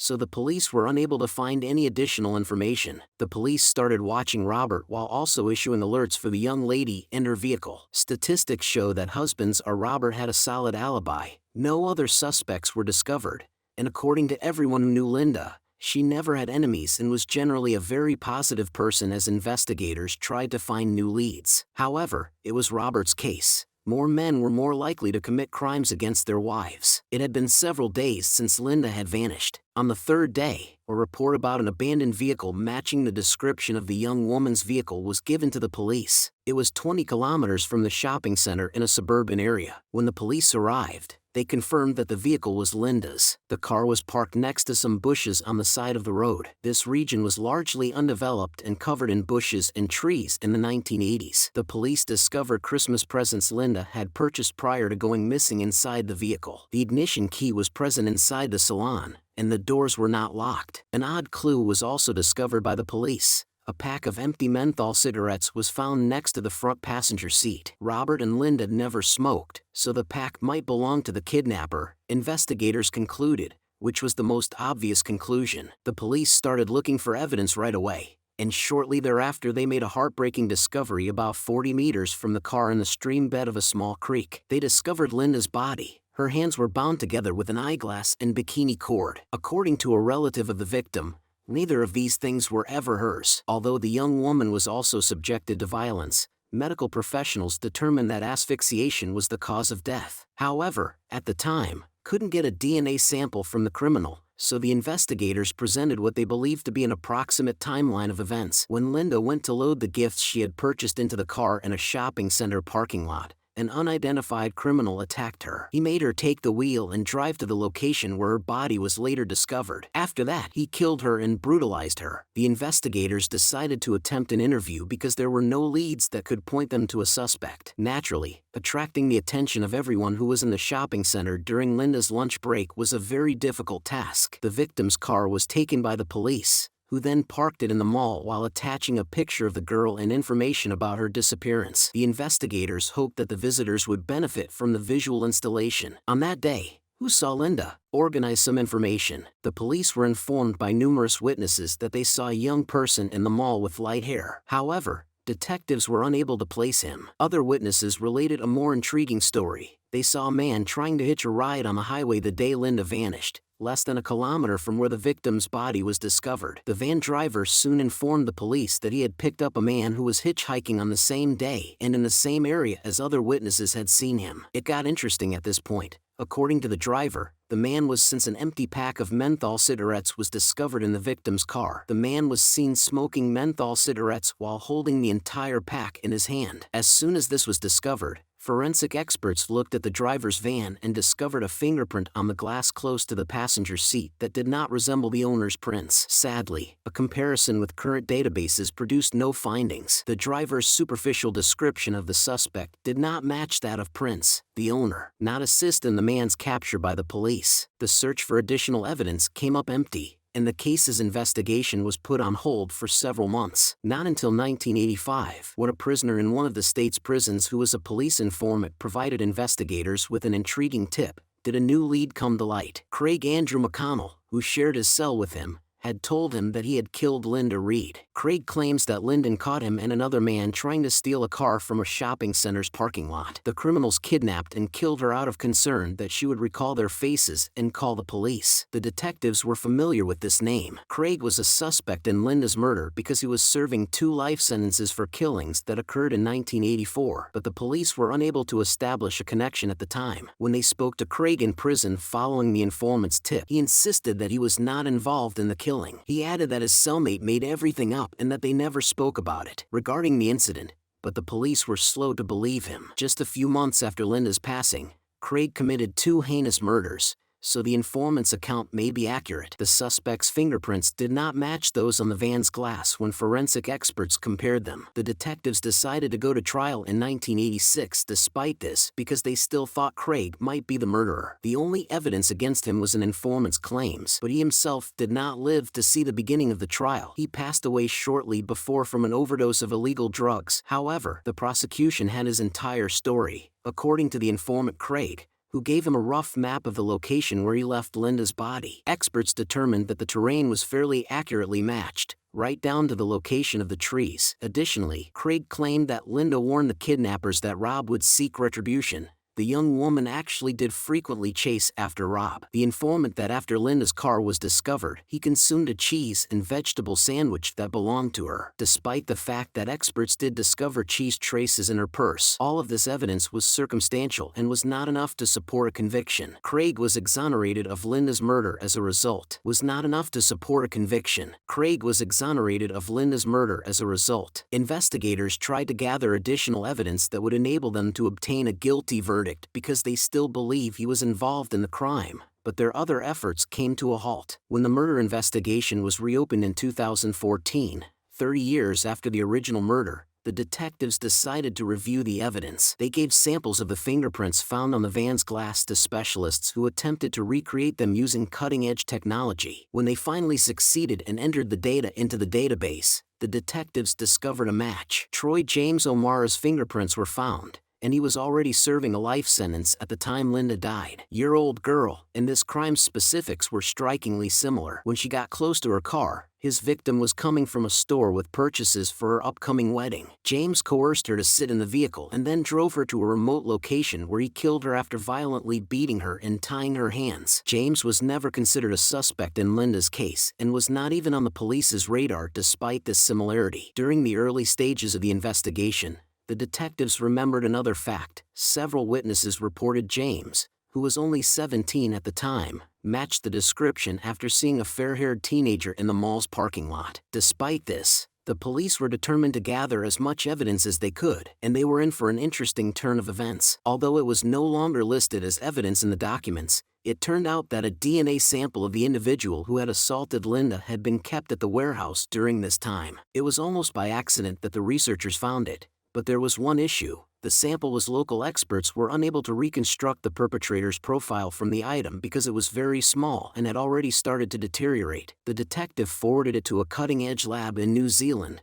where the specialists were able to extract the profile and it perfectly matched James's DNA. Given that the criminal was already serving a life sentence, the investigation into all of this took the investigators several years. They could take their time and prepare the case for trial in the proper manner. Ultimately, James wasn't detained until August 26, 2018, nearly 35 years after the murder. The man was 51 years old at the time. He had spent more than half of his life behind bars and during that time had accrued additional charges. James managed to escape from prison once and even attacked security personnel twice, but he was apprehended the following day for the murder of Linda. Trial planning got underway after he admitted to being guilty. The process took a while, but in March 2021, the offender made the decision to confess. According to him, Linda was in the parking lot. The young lady was eating while seated in her vehicle. He offered her a sandwich before forcing her into her car and threatening to drive to a remote area where he would attack and kill her. James responded that his only goal that day was to murder a random young woman when the judge questioned him about his motivations. James was therefore given the option to apply for early release in July 2022 due to the fact that he had already served more than 30 years in prison. James was sentenced to 30 years in prison for the murder of Linda. He is still serving his sentence as of right now, but he could be let go in the upcoming years. Sadly, Linda's father passed away before he could see the police catch her killer. After a protracted battle with cancer, he passed away despite having spent decades wanting to know what happened to his daughter. Robert promised Linda that he would never remarry after his wife passed away because he loved her so much. At the trial, following the announcement of the verdict, he thanked the investigators and said that James had permanently deprived him of his family. The circumstances surrounding Craig and the informant story are murky. Be aware that the informant was a seasoned criminal himself and would have benefited greatly from aiding in the investigation. He might have lied to the police, and all the pertinent information about the case could have been found in the newspapers. Share your opinion on this story in the comments and don't forget to like it. Thanks for watching.